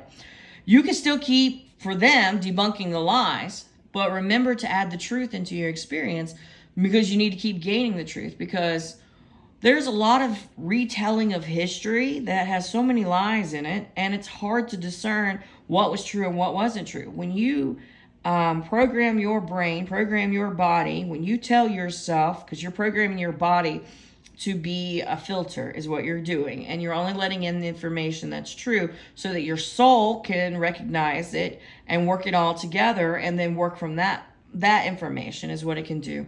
Then, they have the history of the ancient Egyptians, or the history of the Grecians, or the history of Asia, that stuff. When that comes forward, there's a lot of lies in with that. There's a lot of retellings, because there were people who had personal power fucking issues, and they, the one person died that was fighting against them, so now we're going to tell everybody they were the bad guy when they were, that person was actually the bad guy the whole time. Or we're going to tell everybody that they had flaws, we're going to paint them in a different picture because they're no longer here to defend themselves. Well, when you program yourself to accept the truth, you're not remembering the lies, okay? The lies will fall off. They won't even stick in your head. You're not wasting information in your brain. If I think about storage capacity, and, you can relate to it like it's a computer CPU, that kind of thing. Your random access memory, your ROM, read-only memory, where you're actually storing in your hard drive. I think about it in terms of that, and you'll have only so much space, and then your operating system, the more that you put into that, the slower functioning it gets, because it's having to go through all of it. It's having to sort through all of it, right? It slows it down. Whereas if you only save and store just the truth in your operating system, you operate at a faster efficiency rate, and then you can actually take actions and respond on a quicker thing, and you can get further faster because you're not having to go through all the little spaces, the elements of it. So I look at it like, okay, I have an organic computer. Okay, my body. They have these ideas where some of these movies will premise the idea that you can transfer a soul into a robotic body. All right, if you want to be a robot, if you want to be a machine, that's fine. You can do that, but you already have that going on, and it's a prettier form than what that would be completely. And then you're not even giving yourself full, like you really should recognize the magnitude of you, because you are controlling, this organic vessel. I mean, look at all the nerves and the blood vessels and the muscle, and it's an organic vessel, and you already have a CPU unit in your brain, and it's one that can't be you can't break into, like it's got perfect, you can't break into it. The only thing that can happen is they can get you to talk, and you can give your information out, and that's because you decided to do it. But ultimately, your CPU, if you don't want anybody to break into it, nobody's going to break into your brain. So I look at it like, okay, my human body is my avatar. It's my temple. It's where I reside. I have a moving temple. I don't just have a temple. I have a moving temple. And then at the same time, my life force is having a great time inside this body. And anytime anything starts to get damaged or destroyed, I go and I attack that, and I make sure I fix and repair my ship, because this is also my ship. This is the thing that I am navigating the world and I'm moving around in, and I've got a physical influence on the world simply because I'm inhabiting this body, the physicality of this body. And then at the same time, I've got a data processing unit. I've got a central processing unit, because in those ships, and people talk about aliens and everything else, and they have their ships. Okay, well, my body is my ship, and then I have to have my computerized processing unit, because it's easy for me if I just click save and save it in my brain. Then I can access that information whenever I need to, and I don't really have to be constantly thinking about it, and it's not in my face. I can just go pull it up on my screen, and there it is. It's in front of me. And I'm moving forward. I'm interacting. I'm exploring the world as it is. And the soul within me, my spirit within me, is in control of that. My spirit, my soul is inhabiting this avatar, this vessel, and this spirit, this soul may be existing in another reality somewhere else, and this is how I'm looping it. It doesn't matter. It doesn't matter how I look at it. The truth is, I know that I can program this vessel, this ship, this avatar, this body, this temple to behave the way I want it to. I can give it a personalized programming. I don't have to you get your phone, it comes with a standard operating system, right? The OS, a standard OS. Okay, well then you as a child, you're given a standard operating system based on where you were created and how you were created. In other words, what part of the world were you living in? What were your parents' genealogy? That's where you were. That's where you were creating. We have phones that are created from, China. We have phones that are created from right here in the United States. And they have different operating systems on it. Androids have a different operating system than the Apple phones, Essentially, the same thing is true about you. You can look at, ideologies, religions, and all that as an operating system that was installed before you got into full, complete control. And it came already automatic, and so you can choose to keep with the operating system, or you can choose to replace that operating system and reprogramming it to your likes and desires. And that's what I did. I just did that. I didn't just keep with what I was told, essentially, growing up. And that's really where we're at as a human consciousness. You're at that level where you can understand that you are in charge of you. And you're not negating what you've been told. You're not negating belief systems or structures. You're finally going to start filtering what it is that you want to apply to your personal experience, and what is beneficial, and what your true goal as a soul is. It's very what is it?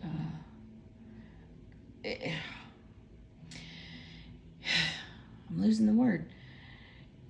Invigorating. It's very invigorating. It's very vitalizing. It's very nourishing when you get to the space that you're recognizing yourself within yourself. And that's where we're at. Okay, well, that's where I'm at. That's where I've been at. I don't know if I think other people are here because I'm talking about it. They're at that point too. And then they're kind of like, what do I do with this? But one of the things you want to do is start only saving the truth in your CPU. And the way you do that is call yourself by your name, the name that you go by, the one that you respond to. And some people, they may have a different name on their birth certificate than the name they go by. Whichever name it is that you consider yourself to be, okay? It does not matter the legalities of it, because that's where they get you to. They get you confused, because in order to be able to go back in and reprogram yourself, you really gotta be awake and aware to all the little tricks that were used to keep you from being able to reprogramming it. Don't think they didn't defend against someone coming in and doing their own personalized programming. They did. They need you to kind of keep going with the flow of it, so that stuff will keep happening over and over and over again. And who are they? Well, there are different theys in every subsector and arena. And usually the they that we're talking about is the they that wants to sit on top of the pile, that doesn't want to move, wants to feel like they're in charge. They're not actually in charge, is what it is. But if they can keep you from ever knowing that you're in charge of you, then they get to stay in charge. Because what are you doing? You're saying that I'm just going to go by whatever you tell me to do, and that's what I'm going to do. Tell me what you want me to do, oh Lord, I'll go do it. That kind of crap. And I personally, I have a certain kind of experience I want to experience, so I may not want to go do it. And I'm going to argue with you, and you may never be able to talk me into it because it doesn't play into the experience that I'm looking for. That kind of thing. And I'm not a heathen.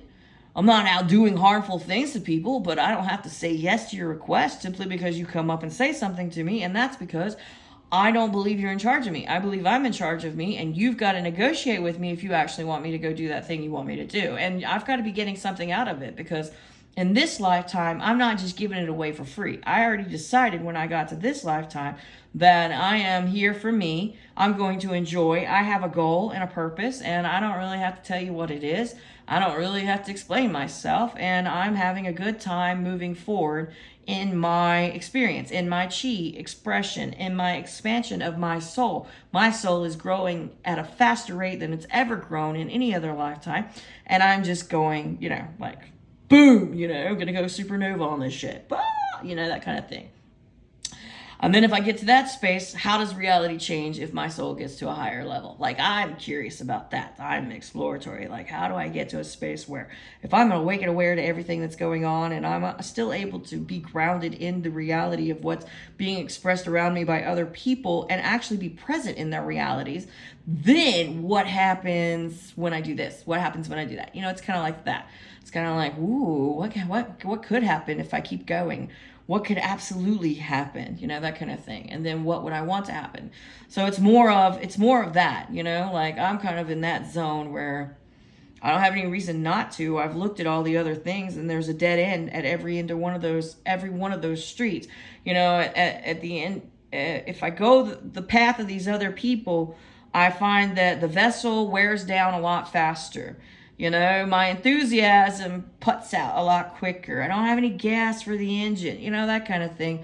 I'm not able to recharge on the level that I want to recharge on. Next thing I know, I'm not motivated to even wake up for the day. Like there's so many things going on. If I take what you say is medicine, why does it cause me so many issues when the issue that I had really wasn't that bad? Maybe I should just not take your medicine and then deal with the issue and recognize what's causing the issue from an organic point of view. Okay, maybe I should do that. Like, I'm curious where it goes if you say, I want to keep going past that. Can I get to the space where if I decide to dissipate into the stars, instead of having a dead, cold body, I want to dissipate into the stars. I don't want anyone to do anything with my body. It's my body, damn it. Like if I get into that mindset, you can't have this body, it's mine. I'm really possessive of my body. I have to say that too. Like I'm probably more possessive of my body than anybody's ever been.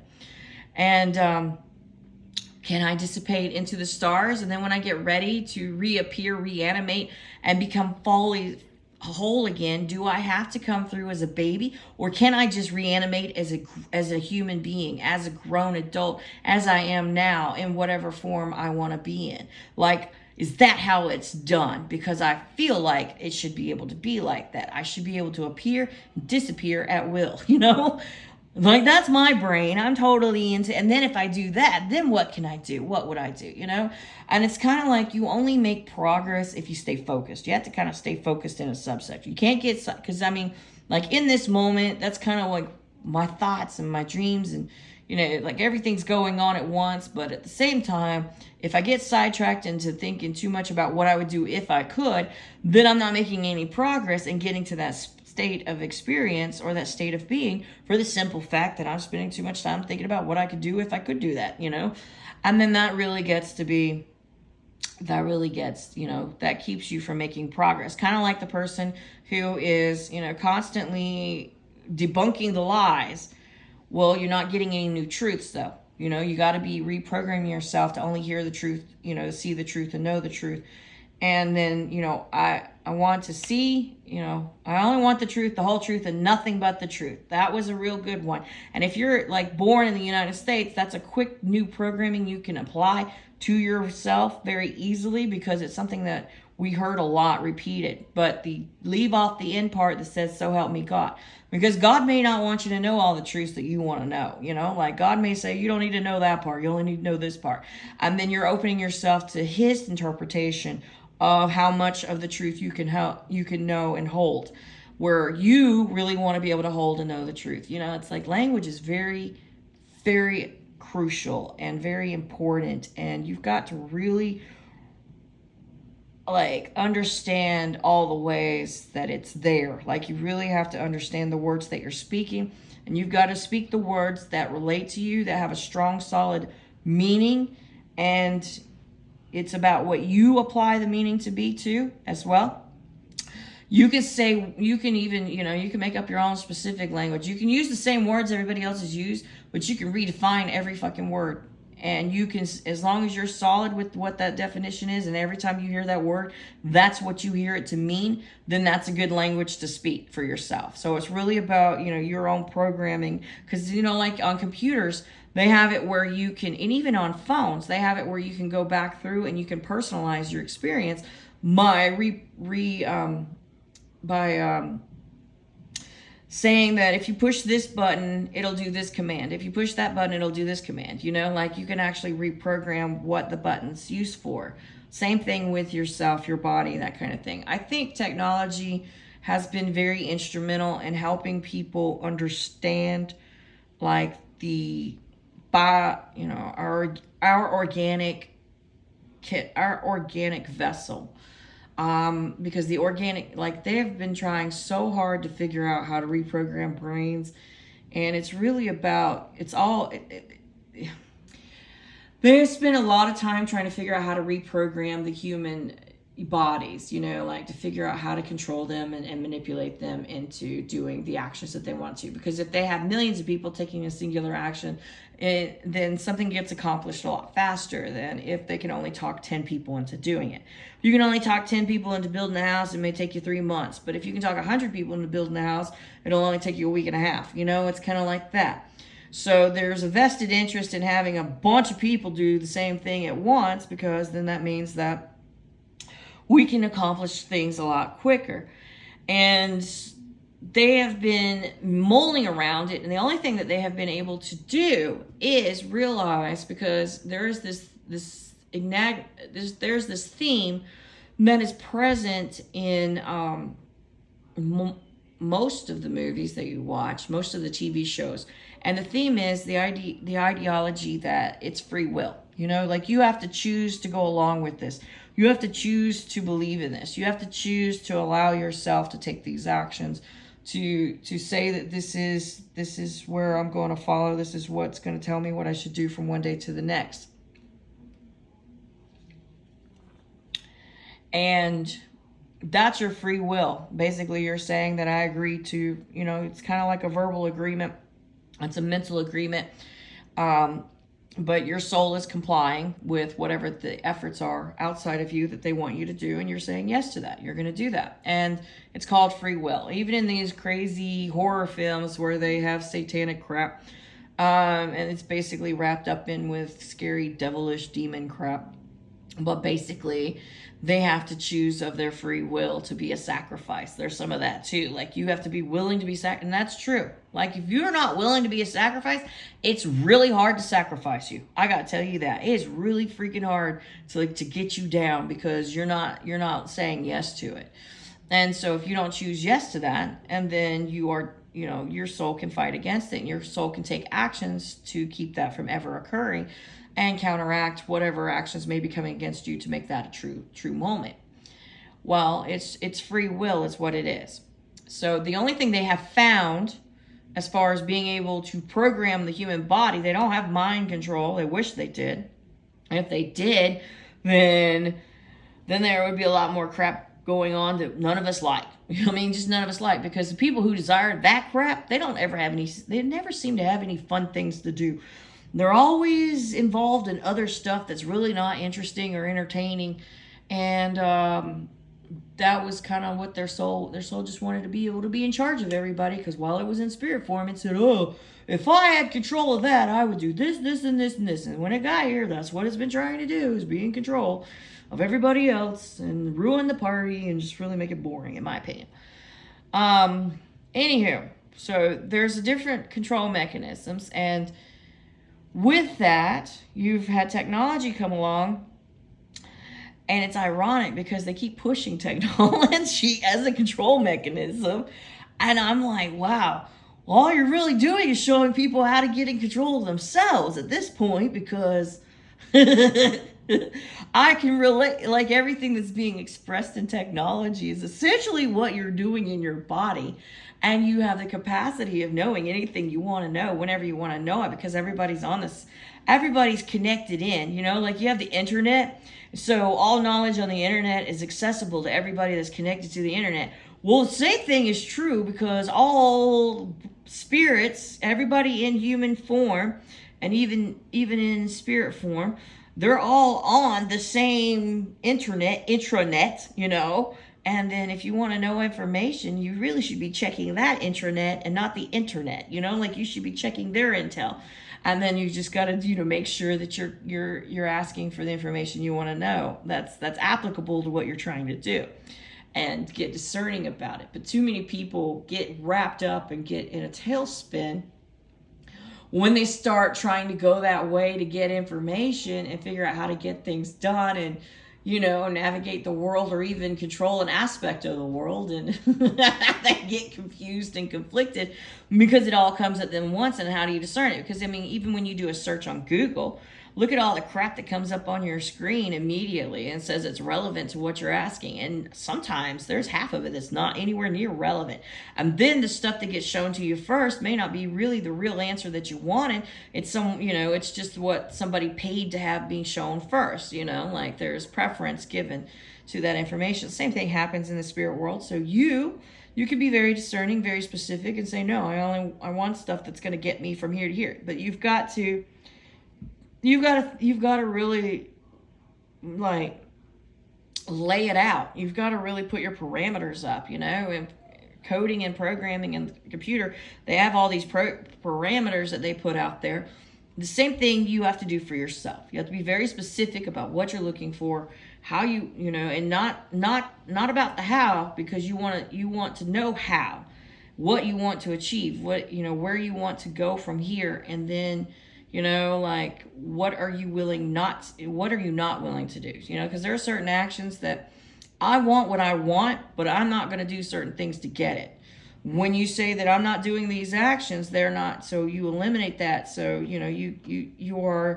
you're coding it out. You're saying basically, like, only include this, do not include this, because I refuse to do those actions. And that happens in reality when people are trying to, make it or break it in life, what they consider making it or breaking it. They don't say, well, I'm not willing to do these certain actions. So offers come up, the universe responds. They say that crap about, what is it called? Law of attraction. where you say, oh, I want to achieve this and I want to do that, the law of attraction. And it starts attracting to you. Solutions start attracting to you. But within those solutions, there may be required actions that you're not willing to do.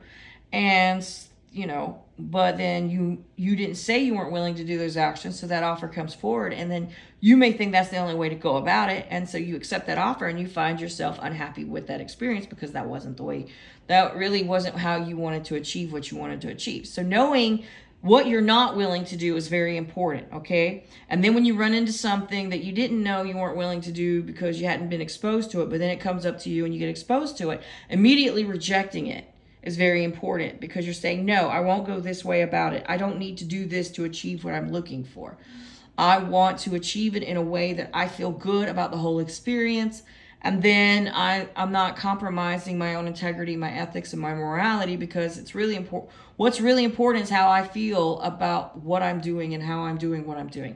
I need to feel good during the whole darn thing, that kind of stuff. When you start ironing those things out about yourself and start defining those parameters and those borders, you can really interact with the whole big picture very easily. Absolutely very easily. And it opens the world up to a whole different understanding and experience altogether. And I guess that's pretty much like what I can say at this moment to assist you in defining what you're doing. Like you've gone and you've learned.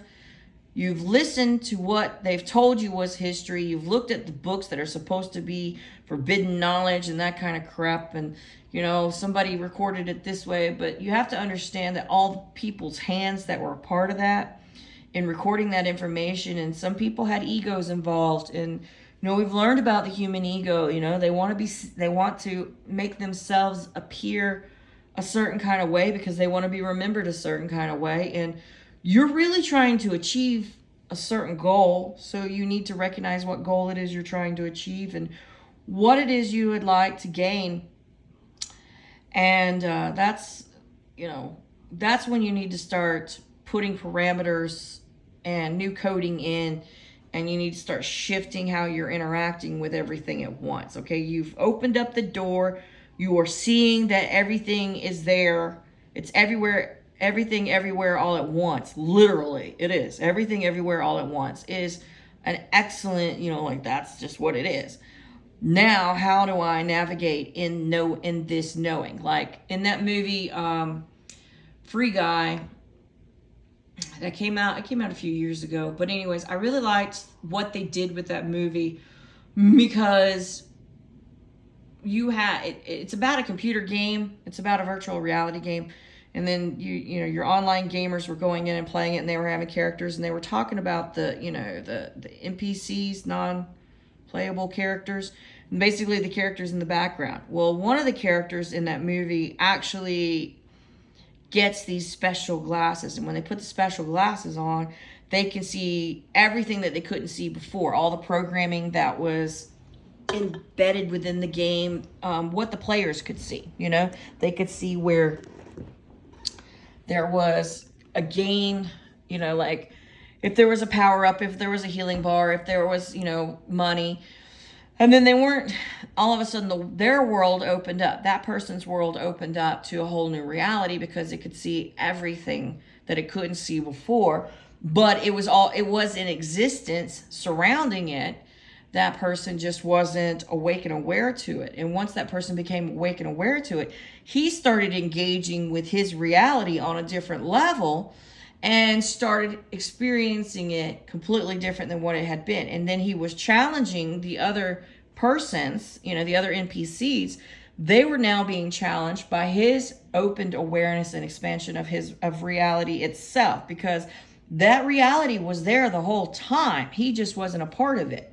He was only a part of his secluded reality. And then once he became awake and aware to that other reality that was there, it was absolutely there the whole time.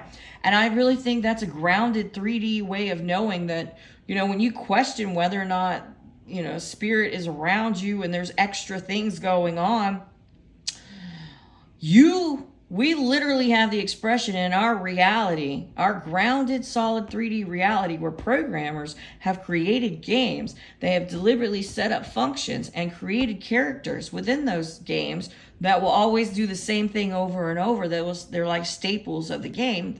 And then at the same time, there are players that come in, inhabit different vessels, different avatars, different bodies, and navigate the arena knowingly. They navigate the arena knowing that these people, these NPCs are always going to take the same actions, same behaviors, and they're never going to deviate from that because they are programmed this way through this structure. And then at the same time, I can not only see them, but I can see where if I go over here, I'll have a better advantage because I've got awakened awareness. I can see the things that are floating in the air. That right there, just the fact that that is a truth, that games are created in that fashion, that should be an affirmation, in my opinion, confirmation that, okay, yeah, you're not crazy. Okay, you're so not crazy. The spiritual business is busy. It's some spiritual busy business, if you ask me. But it's about getting the right perspective of looking at it so that you can navigate it in a way that's functional for you and you can achieve what you're looking for. But even within those games, the gamers, like there's another game called Ready Player One where everybody gets to be whatever they like, and they have a virtual reality set up too. And the game master, the person that created the game, he created a secret, he created he hid some keys, some special keys, because that would give control of the game to somebody else. But he hid it in a secret room that couldn't be found. It wasn't visible to you. You had to be wandering around and happen upon it in order to find it. And that was in one of the very, basic new games, like a DOS game or something like that, if anybody remembers DOS. But it had to be one of those kind of games in order to find it. And when that person found it, they got a power up, they got a special advantage, whatever it was. And it was hidden from the eyesight. So even in the most, the oldest versions of games that weren't so visual, they still had that concept and that ideology hid within that, because that is a truth. Humans are busy explaining reality to themselves constantly and all the different things that they do. I think technology has been tremendous because now we can take what we know about technology, we can take what we know about computer programs, we can take what we know about gaming, and we can apply that to our reality because that is the truth of our reality. But we also need to understand that in our reality, we are, we're the soul expression, we're the chi, we're spirit, and we're actively engaged in doing that. I mean, it's kind of funny. It's actually kind of funny because you're going into it. And then from that perspective, we can look up, we can look out, and we can go, okay, so if this body is the avatar and we're physically engaged, like what if this world is a game? What if this is the game itself? And then my character is the person controlling my body, the being controlling my body is a very advanced player, in the game, and can come in any avatar, any situation, because if you're truly advanced, it doesn't matter who you inhabit or what you inhabit or what level you do, then you can become. But then at the same time, in that game, in the movie Free Guy, what they were theorizing was, what if the NPCs could act of their own accordance? What if we could program them to wake up and then they just kind of start doing their own thing without us having a programming and just kind of live their life freely? Well, essentially, in this world, on that level, that's not happening. But it is happening on the level where if you see that we, all the people in the world, are inhabited by spirits, and the spirit is what's controlling you. So yeah, you know what? You can wake up and you can free yourself from the programming, and then you can start existing in a different reality. But it's got to be if you choose to do it. It's not a force thing. It's not a make you do it. And it's not, we don't want you to get so freaked out by the idea of it that you self-destruct. If you're going to self-destruct over the thought of it, then it's not time for you to do that. Just enjoy what you're doing and keep on with it, because you're not, there's nothing wrong with you choosing any of the past. There's nothing wrong with you choosing this character to play. It's really about where you're ready to go because you've already done the other things, And And even then, even if you've already done other things, you may just be in the mood to take a chill out period and do this one thing over and over because people found it enjoyable to do repeating behaviors. Okay, well, that's fine. You can do that too. But the fact that that is a reality, that we have created those structures, that we have that experience and we have that expression to interact with, well, that's just confirmation of the truth of what we are. That's confirmation that there is a bigger thing, than us going on here. The word given to it in olden days is God, gods, that kind of thing. And then those gods have, well,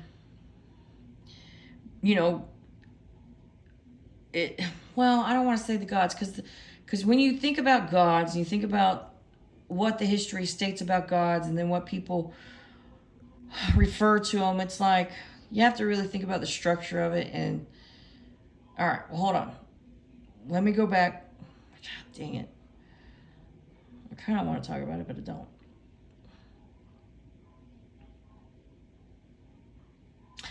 Anyways, I'm not challenging your belief system or your structure, okay? It's one of those, if you're ready to really go further, if you're ready to experience life on a different level, if you're ready to open yourself up more, and if you're ready to do that, if you're even contemplating like, yeah, I wonder what life would be like if I just did that, your every day is going to be a little bit different. It's not the same thing. Even though the outside world may see you doing the same behavior, you could do the exact same behavior every single day. For them, they're going to think you do the same thing all the time. For you, you're not having the same experience every single day. Trust me. Because something is going to be different. If you open yourself up to, hanging out with the spirits, because they're fun. I got to say, they really are. I get entertained with them quite a bit, and then I forget about the people and bodies, and I'm like, oh, wait, I got to go talk to people.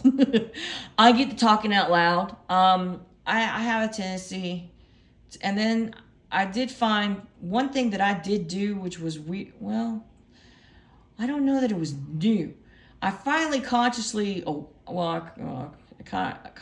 acknowledged that I could hear other people, like actual, the others. It wasn't just the spirits running around, but it wasn't just the ghost or anything like that. But I could actually hear people in their own, the souls within the bodies actually talking and communicating, and that's something that was weird. That was just weird, because I was like, oh man, because it got noisy, it got real noisy, and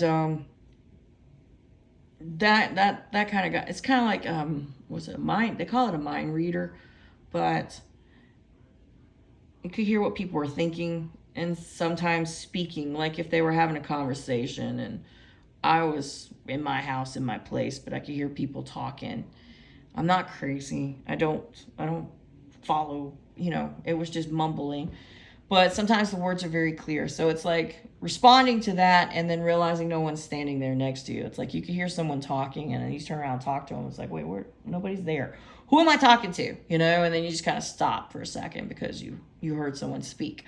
And it's not really a spirit speaking to you. It's actually people who are having a conversation in a whole other, they may be in another town, another house, wherever they may be, and you can hear them. So I did realize I was tapping into that. So I had to figure out how to turn that off some and actually control that a little bit better, because it can get noisy and it can get confusing. So putting in the parameters of I want to know the truth, and then understanding what my true goal is and where I'm trying to go with it helps turn off the other channels, because I only want to know information that's going to apply to what I'm doing, where I'm headed. I'm only querying what I want to know. Like if I wanted to build a house, then I'm going to go search for stuff that says build a house and throw everything out that has anything to do with, oh, look at this kitten do that, or this cat do this, I'm not going to be watching all those other videos. I'll be watching just specific house videos.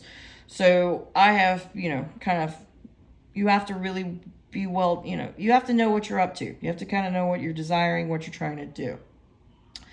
People who are, they're moving from one space to the next and they keep going and checking it out and they're like, this isn't it. Okay, well then maybe it's time that you expand your thinking, you expand your horizon, that you consider growing in a way of not acquiring more knowledge that you put into your brain, actually go through and delete all the false information that you don't need anymore and only retain the truth information, and then growing in the expansion of, okay, if I grow my life force, if I do that, then what, my reality shifts, my reality changes, my engagement with reality shifts and changes as well.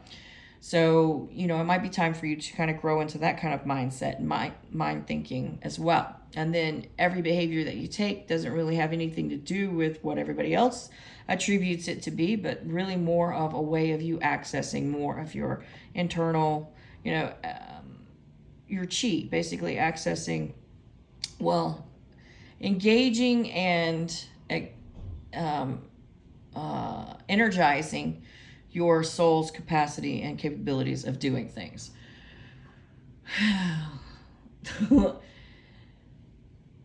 It's a lot. There's a lot of it going. There's a lot of work involved. But you kind of got the gist of it. You kind of got the idea of it. And that's where I think that we just need to get to. We just need to get to that space. Oh boy.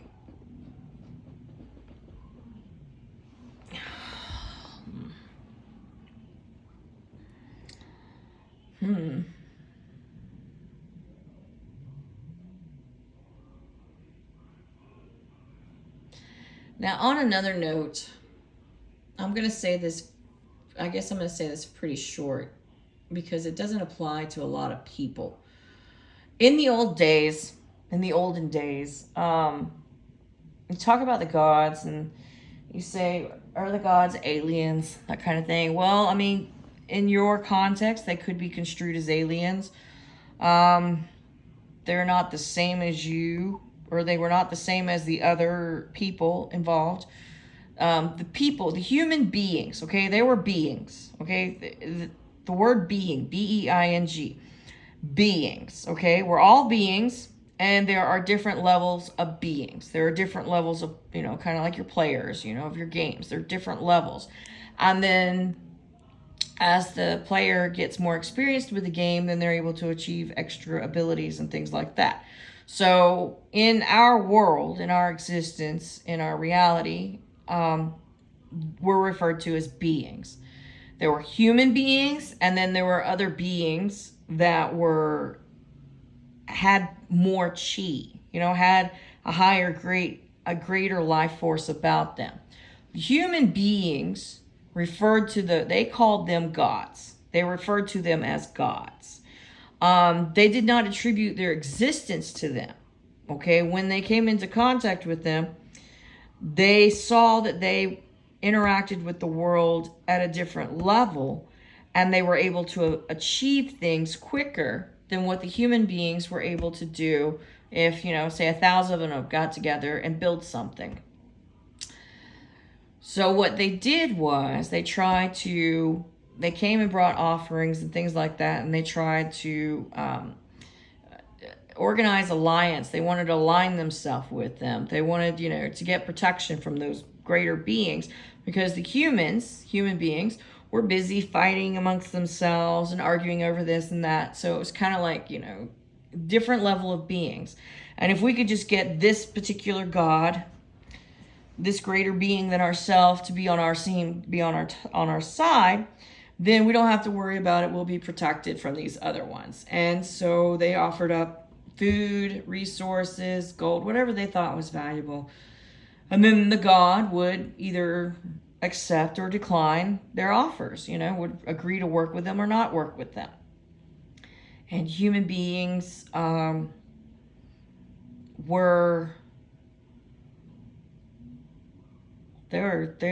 busy. They were like they are now. They were pretty much like they are now, because they didn't want to do the work that it took to get to that level of existence. Because the beings that they referred to as gods had done the work. They had done the internal work. Their soul was working on a higher level, that kind of thing.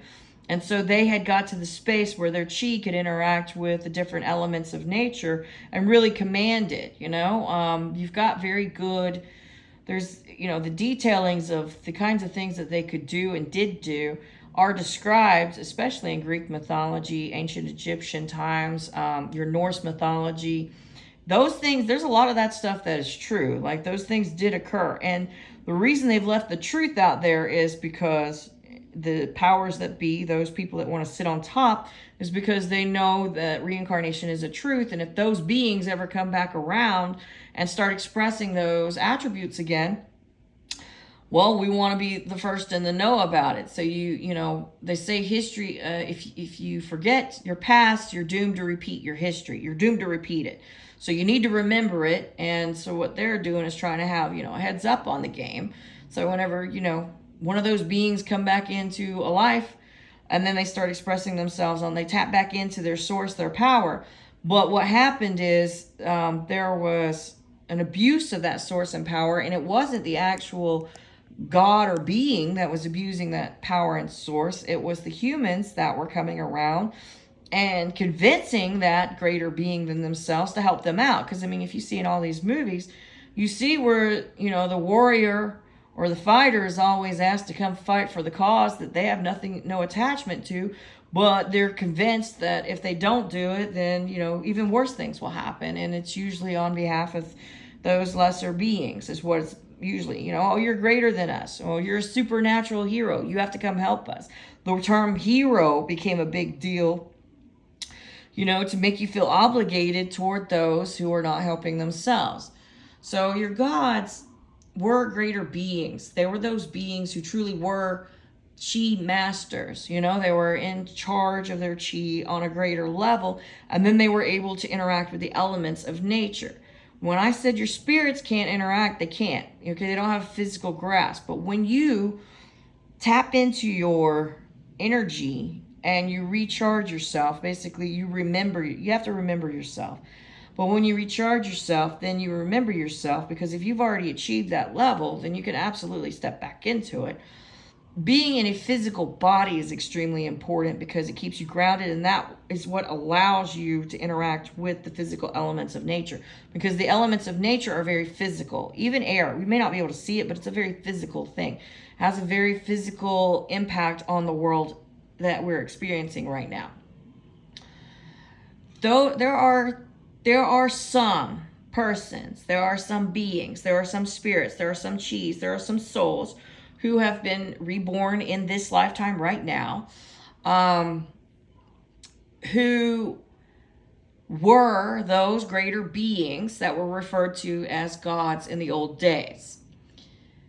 Those souls have already achieved a level that they don't really have to go back and do all of the remedial work again. You know, they may be drawn to it, they may be engaging with it, but you need to, you know, those souls need to understand that they're doing it because they're trying to remember themselves. They're trying to get over that handicap, because every time you start a life, like the souls that were on that level ended up working with a handicap, and the handicap was kind of important because until you're awake and aware to whom and what you are, you need to be very cautious and careful.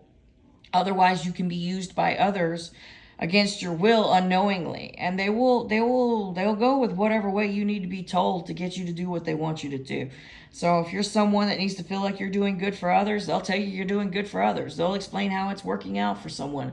You know, if you're someone who wants to feed your ego, well, they'll feed your ego for you. If you're someone that wants to see your name in lights, they'll put your name in lights, that kind of thing.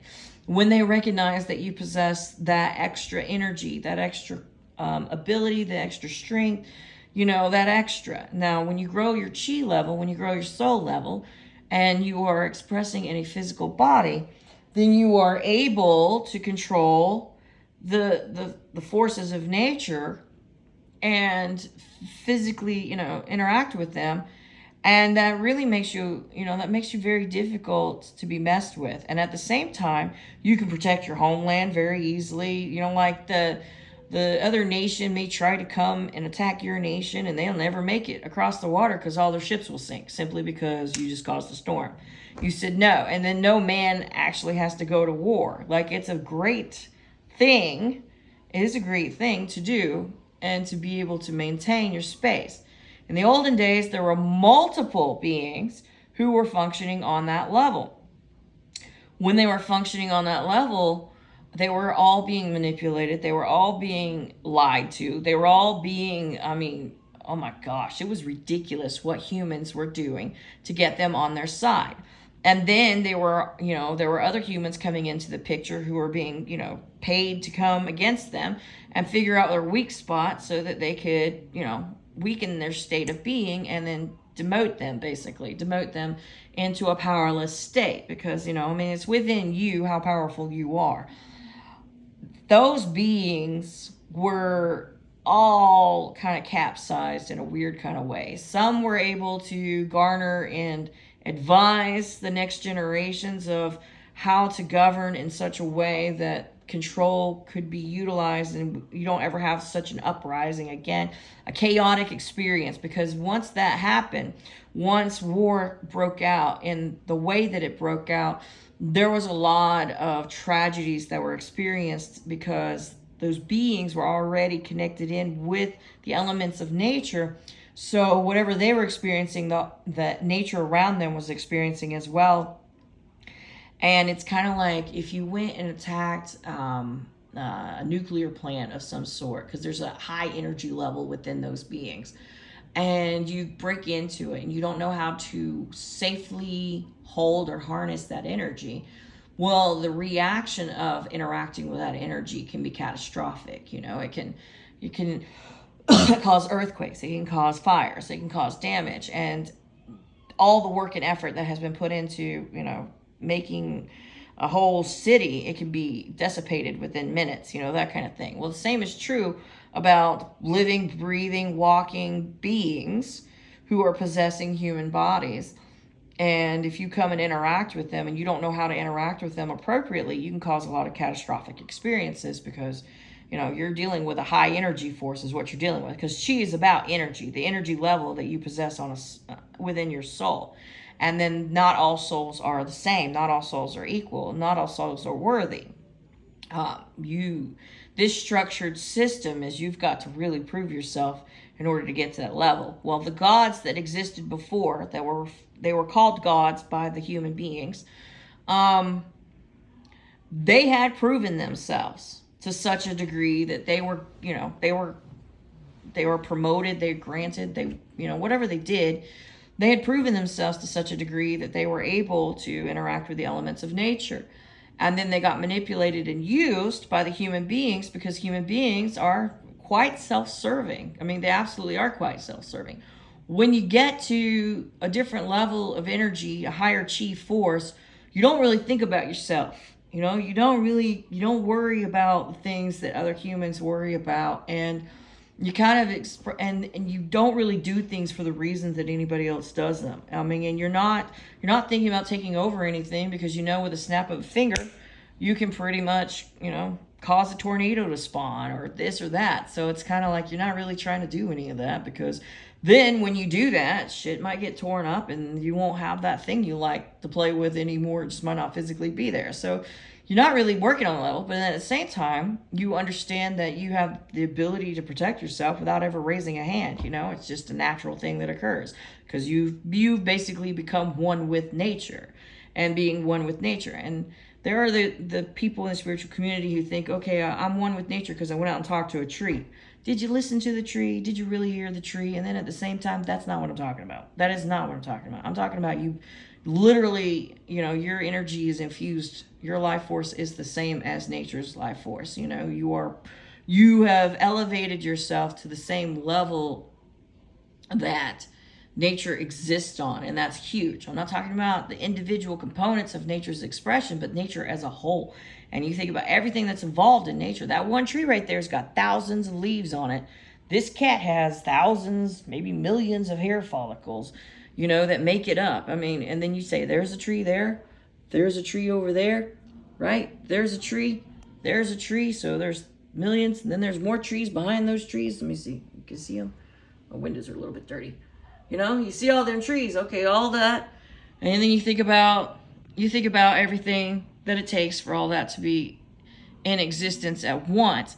And then you get to an energetic level of experience where you're equal with that. But you're not equal with, I'm not equal with the leaf. I'm equal with every leaf in existence at once. You know, I'm equal with every living being that's a part of nature. I'm equal with all the great blades of grass in existence. I'm equal with the dirt, you know, and then the dirt plus the grass plus the leaves plus the stumps plus the trees plus the flowers plus the petals of the flowers plus the, you know, plus all the insects, you know, like you're equal with that level. And then I'm equal with the air. I'm equal with the water. I'm equal with the fire, you know. That's massive. That's just a massive, massive thing. That's where the gods were at. They were on that level, and they weren't all equal. Like the gods, it's like they were on that level, but then even within themselves, there were different rankings because, you know, like one god may have gotten up to the space where that god was equal with the level of nature, but it, you know, it was like the lower level where it included just the grass and the dirt. Another god may have creeped up a little bit higher and was equal with the grass, the dirt, plus the leaves, you know, and that on that physicality level. I'm just giving an example. And then there's another god, you know, and then you add in the air. One god may have gotten to the expression where it was equal with nature's level of all the little water, you know, that just water itself. And water is everywhere, but it's not everything, you know, it's not the only thing in nature. And then your top god is equal with the leaves, the grass, the dirt, the rocks, the water, the air, you know, the fire, every element within nature, you know, like that's the supreme being that literally everything within nature responds. And your other gods, because they're described about their abilities and what they were connected into, may have gotten to those other spaces and they were, you know, higher beings than the human beings themselves, but they weren't as great as the greatest being. So there's like a different hierarchy going on within those gods. So within those structures, there, you know, we have the illusion. It's alluded to what the strength of their magnitude is, where they were at on a chi level, where they were at on a soul level, a spiritual level, of an energetic level. The structures in place really play against, you know, there's pre-programming done from the time that you're a baby intentionally to kind of keep you grounded and set, because, you know, if the gods rise again and they start expressing that ability and really they just tap into being themselves again, then it's nature. It's second nature to them because, okay, I remember myself.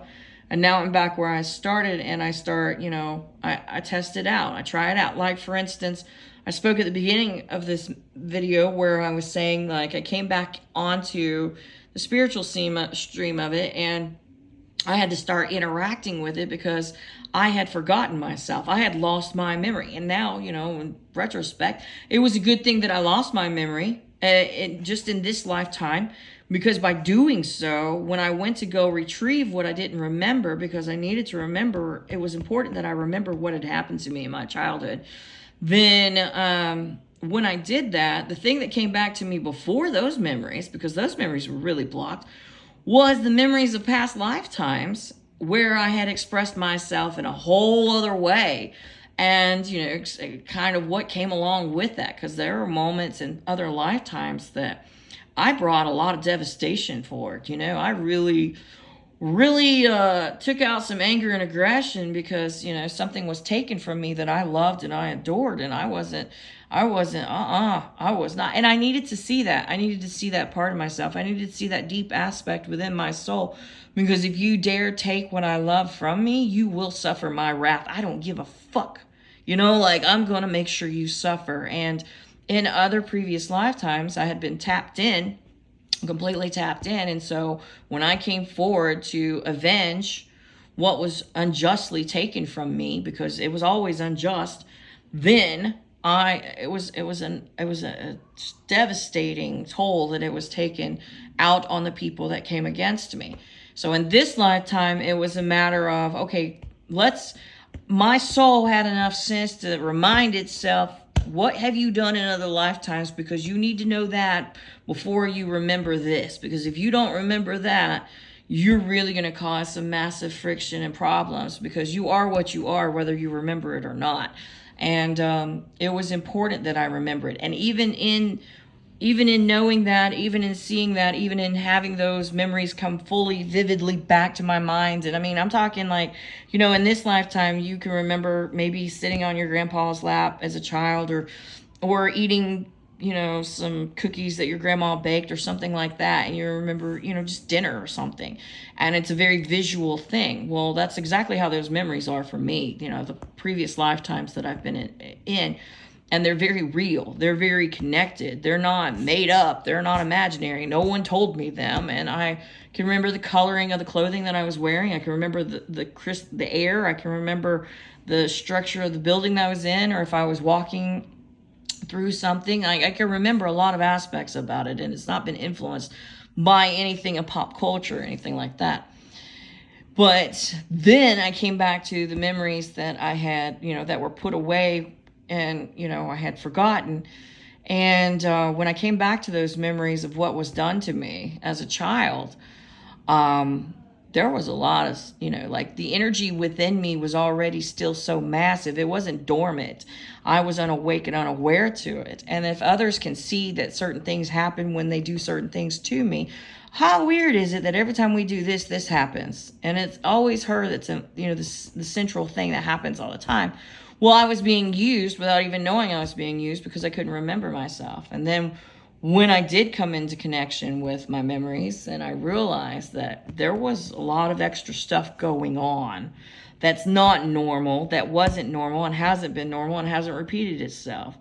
And that's one of the times. I also, at that point in time, realized I needed to find peace with the truth. The truth was very hard to swallow. It was extremely difficult to even fathom that why would this ever happen to anyone. And it was not something that I really wanted to be seeing, but I needed to see it. And I can't believe how far people went against me and what they were willing to do to me. And it was very devastating. And I'm not talking light, fluffy shit. I'm not talking someone told a lie about me. It's something, it's pretty traumatic crap. And then at the same time, I don't need to repeat those, because, if you don't remember the past, you're doomed to repeat it. And I needed to remember it so I don't repeat it. And then I also need to understand why I was behaving the way I was, because I didn't have an explanation for myself. People would ask me, and I never really could explain me. And it was interesting. So whenever I started remembering the past lifetimes, I started recognizing the correlation, like, oh, wait, I had this memory come forward. I remember the events of that time. There's no one to argue with it because they're all gone. And it's not something that was, it's kind of told, but the story's told wrong. And then at the same time, when I came back into this lifetime, it made sense why things were going the way they were. It started explaining, why people acted the way they did toward me. And then it started explaining why I felt the way I felt. Like I started remembering myself. And then when I remembered myself, I'm like, oh, and then why I was so adamant about certain things. There's certain things that you're not going to program me. You're not going to convince me that I'm something I'm not. There was just so many kickbacks. I was very adamant about it. I still am. Okay. Hasn't changed or anything. Well, those beings, those persons that actually, got to that higher level before, that were referred to as gods in previous lifetimes, that were experiencing that on that level, you're still you. You still achieved that level. You still achieved that success. You still have that chi. But what you have to do is be willing to wake up your memories. You have to be willing to remember yourself. And you gotta understand that as you remember yourself and you start waking that up within you, that you have an effect on the world around you greater than what other people do. And it's simply because of, emotional well-being. Like if you feel like someone's coming against you, you may unconsciously, you don't have to be conscious of it, because your energy is tapped into nature itself. So nature is basically an extension of you. a physical extension of you, and it's different parts, different elements of nature. Because if you notice whenever they talk about the different gods, they talk about the elements of nature that they had influence over. Well, that God was on that level at that time, and then your supreme being has influence over all elements of nature. So it's not just one aspect, or two aspects, but it's every singular aspect. And then there are different levels of that. Human beings really want control of that because they don't have to do any of the work. Essentially all the work gets done for them if that being is in existence. Then when you talk about being in control of all aspects of nature, human beings are a part of nature. Okay, they wish they weren't, but they really are a part of nature.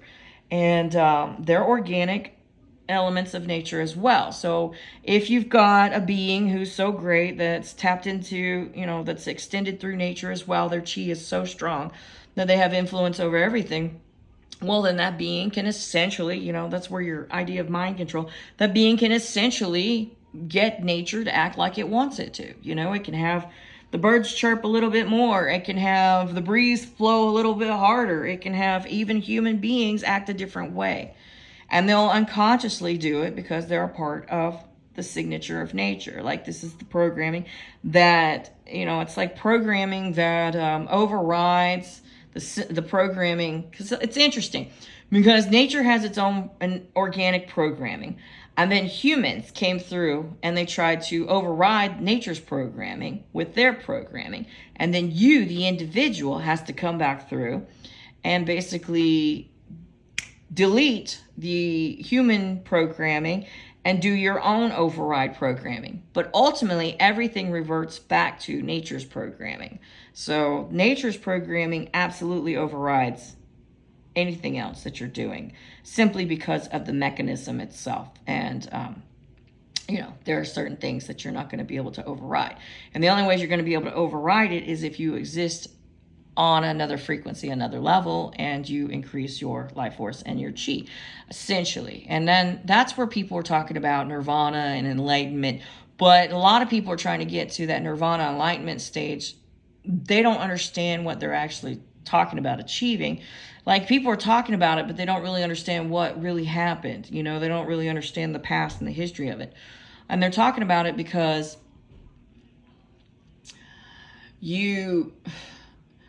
they get to that space and they can feel comfort and peace and happiness with what they're in.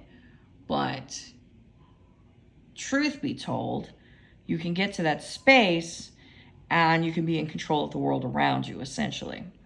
And then at the same time, not everybody's, there's not that much. 1,000 people cannot achieve this. This is not something, I'm talking about way, way, way, way. I'm not talking, 1,000 people cannot achieve this because it would, it'd be too much on the structure. So it has to be limited. The number of limited, it has to be limited. Now, I think the reason that it's even being discussed or brought up is because the constructs of humanity, the controls of human beings have gotten so constricting and confining that souls are not experiencing or enjoying the experience of life itself anymore. And so I personally believe that there is a desire within nature itself, within the structure of the ecosystem itself, that those beings come back into existence and override the programming that has been implemented for so long and that has really crushed the experience of life itself. And I think that they're supposed to, come through and override those programming features, personally, is what I think. I think that would be one of the, and then once that occurs, it allows human beings to really start doing like the guy in the Free Guy movie, the NPC character, experiencing life happily, actually engage with the emotion of happy activity and realizing, leaving stress behind and actually having a more fruitful, long-lasting, enjoyable life that's not constricting or confining by the world, society, ideas, principalities, just the idea that if you don't do this, you're wrong, or if you do this, you're wrong, like that whole right-wrong business.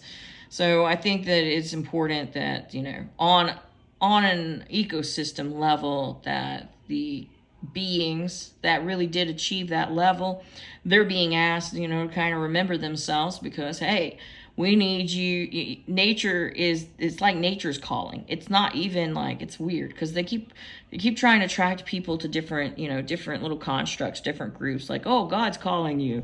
This is the angels calling. This is that. You know, you have a calling in life. Okay. Well, nature recognizes, you know, the fluctuation of the ecosystem, and it has been, you know, it's almost like it's been snuffed out so much that it is calling out and saying, hey, we need interaction, we need level of energy to come back through, because this is suffocating us. You know, this is downgrading us. You know, we're not able to, you know, like the spaces where there was wars in the past, but it's now desert land because of all the destruction that came forward from human beings fighting with each other. Nature hasn't been able to come back from that, and that's a lot has to do with the energy flow and functions of all of it, and the fact that human beings have not been flowing like they should, like their energies have been really stagnant and stuck, and they've not been able to actively engage in a lot of different emotional expressions and engagements, and there, you know, that energy flow is extremely important to the revitalization of our ecosystem. So I think that it's important for some of those gods of olden times to wake up and remember themselves. And then at the same time, caution, it's wise for you to remember what you've done in the past when you were disappointed, angry, and remember what happened, you know, what part of nature were you tapped into that was responding to you at the same time because you were working on such a higher level of energy functioning. And do that, because that way you're not going to repeat what you did before. You'll be able to contain it somewhat. Now, I'm not going to say you're not going to be able to contain you won't be able to contain the whole reaction, but understand that when you have a reaction to something, it's expressed on a whole other level than, say, your neighbor when they react to something. You know, they don't have that energetic influence on the world around them. So it's a matter of being cautious about it, and then understanding, you know, what it is, and then, you know, kind of getting back, because you're really talking about your whole soul's experience. We're not talking about, oh, just remember this lifetime, remember your childhood. No, this is for people who are ready to wake up and remember what their soul's been doing, and then what they were actually tapped into. Now, there are some that were hanging out with the gods, hanging out with the beings, but they were stationed alongside them to, you know, kind of like a handler. In this day and age, people call them handlers, where they, you know, you have creative people who are, you know, like your influencers and your writers and your movie stars and stuff like that. They have handlers, your pop artists, that kind of thing. And those people stay next to them so they can keep them focused and, you know, only doing a certain thing and repeatedly doing that certain thing. And because, you know, when you're a greater being, you don't think the way everybody else thinks. You don't think in the time frequency that everybody else thinks. So, like, in the old days, they had those characters around that, and just because the character was next to it, and they may say that character was a god, because there are some of that false too. Like there are real higher level beings, and then some of the ones that were hanging out with the higher level beings got referred to as gods as well, but they were not. Okay, they were the posers, the fakers, you know, and we can relate to that in this reality because that happens now. There's a lot of people that hang out together, and one actually has the talent, but the others don't. They just fake and pretend that they have that talent. And this the same is true when it comes to energy and control and influence and things like that of those higher being days. But those beings, it's one of those, if they would just wake up and come back through, because they're not, once they wake up and remember themselves, all programming fails. Like, on their level, it just fails. It can't hold on to them. So, like, you really are free. You just don't realize it. You just got to remember who you are. And part of remembering yourself too is connecting back into someone else who really was there, because memories come back to you when you engage with people or engage with the souls that you used to know. That's when they really come back to you, and you will have the full visual come to you. Like, it won't be, it won't be imaginary. It won't be like, oh, I wonder what it was like with us. No, all of a sudden the memory will just appear in front of you, and you'll hear the words that were spoken. You'll feel the thoughts. You'll feel the feelings that were going on, the thoughts that you had. You'll remember the smell. You'll remember the temperature of the room, if it was a room, if it was moist. Like, you'll just remember all the elements of it, and it'll be really good. Now, some people, they may engage in extracurricular recreational drugs, and that assist in that. And, you are a high level being, you just do things in moderation, but you can absolutely, handle that. I wouldn't recommend going overboard with it, because when you get to a space where you've got your memory back on, you don't need it anymore. You won't need it to assist you, because the memories will keep flowing. Because once you get it opened up and it starts flowing, and then you start accepting it. But it's very important. The programming that you really need to do is that you accept the truth and you do not doubt it, okay? Because that's a huge one. They have been putting that one in there for a while for people to doubt the truth. So you don't want to doubt the truth when it comes forward. And then you want to accept it. And then it brings you peace. In other words, you're not arguing with it.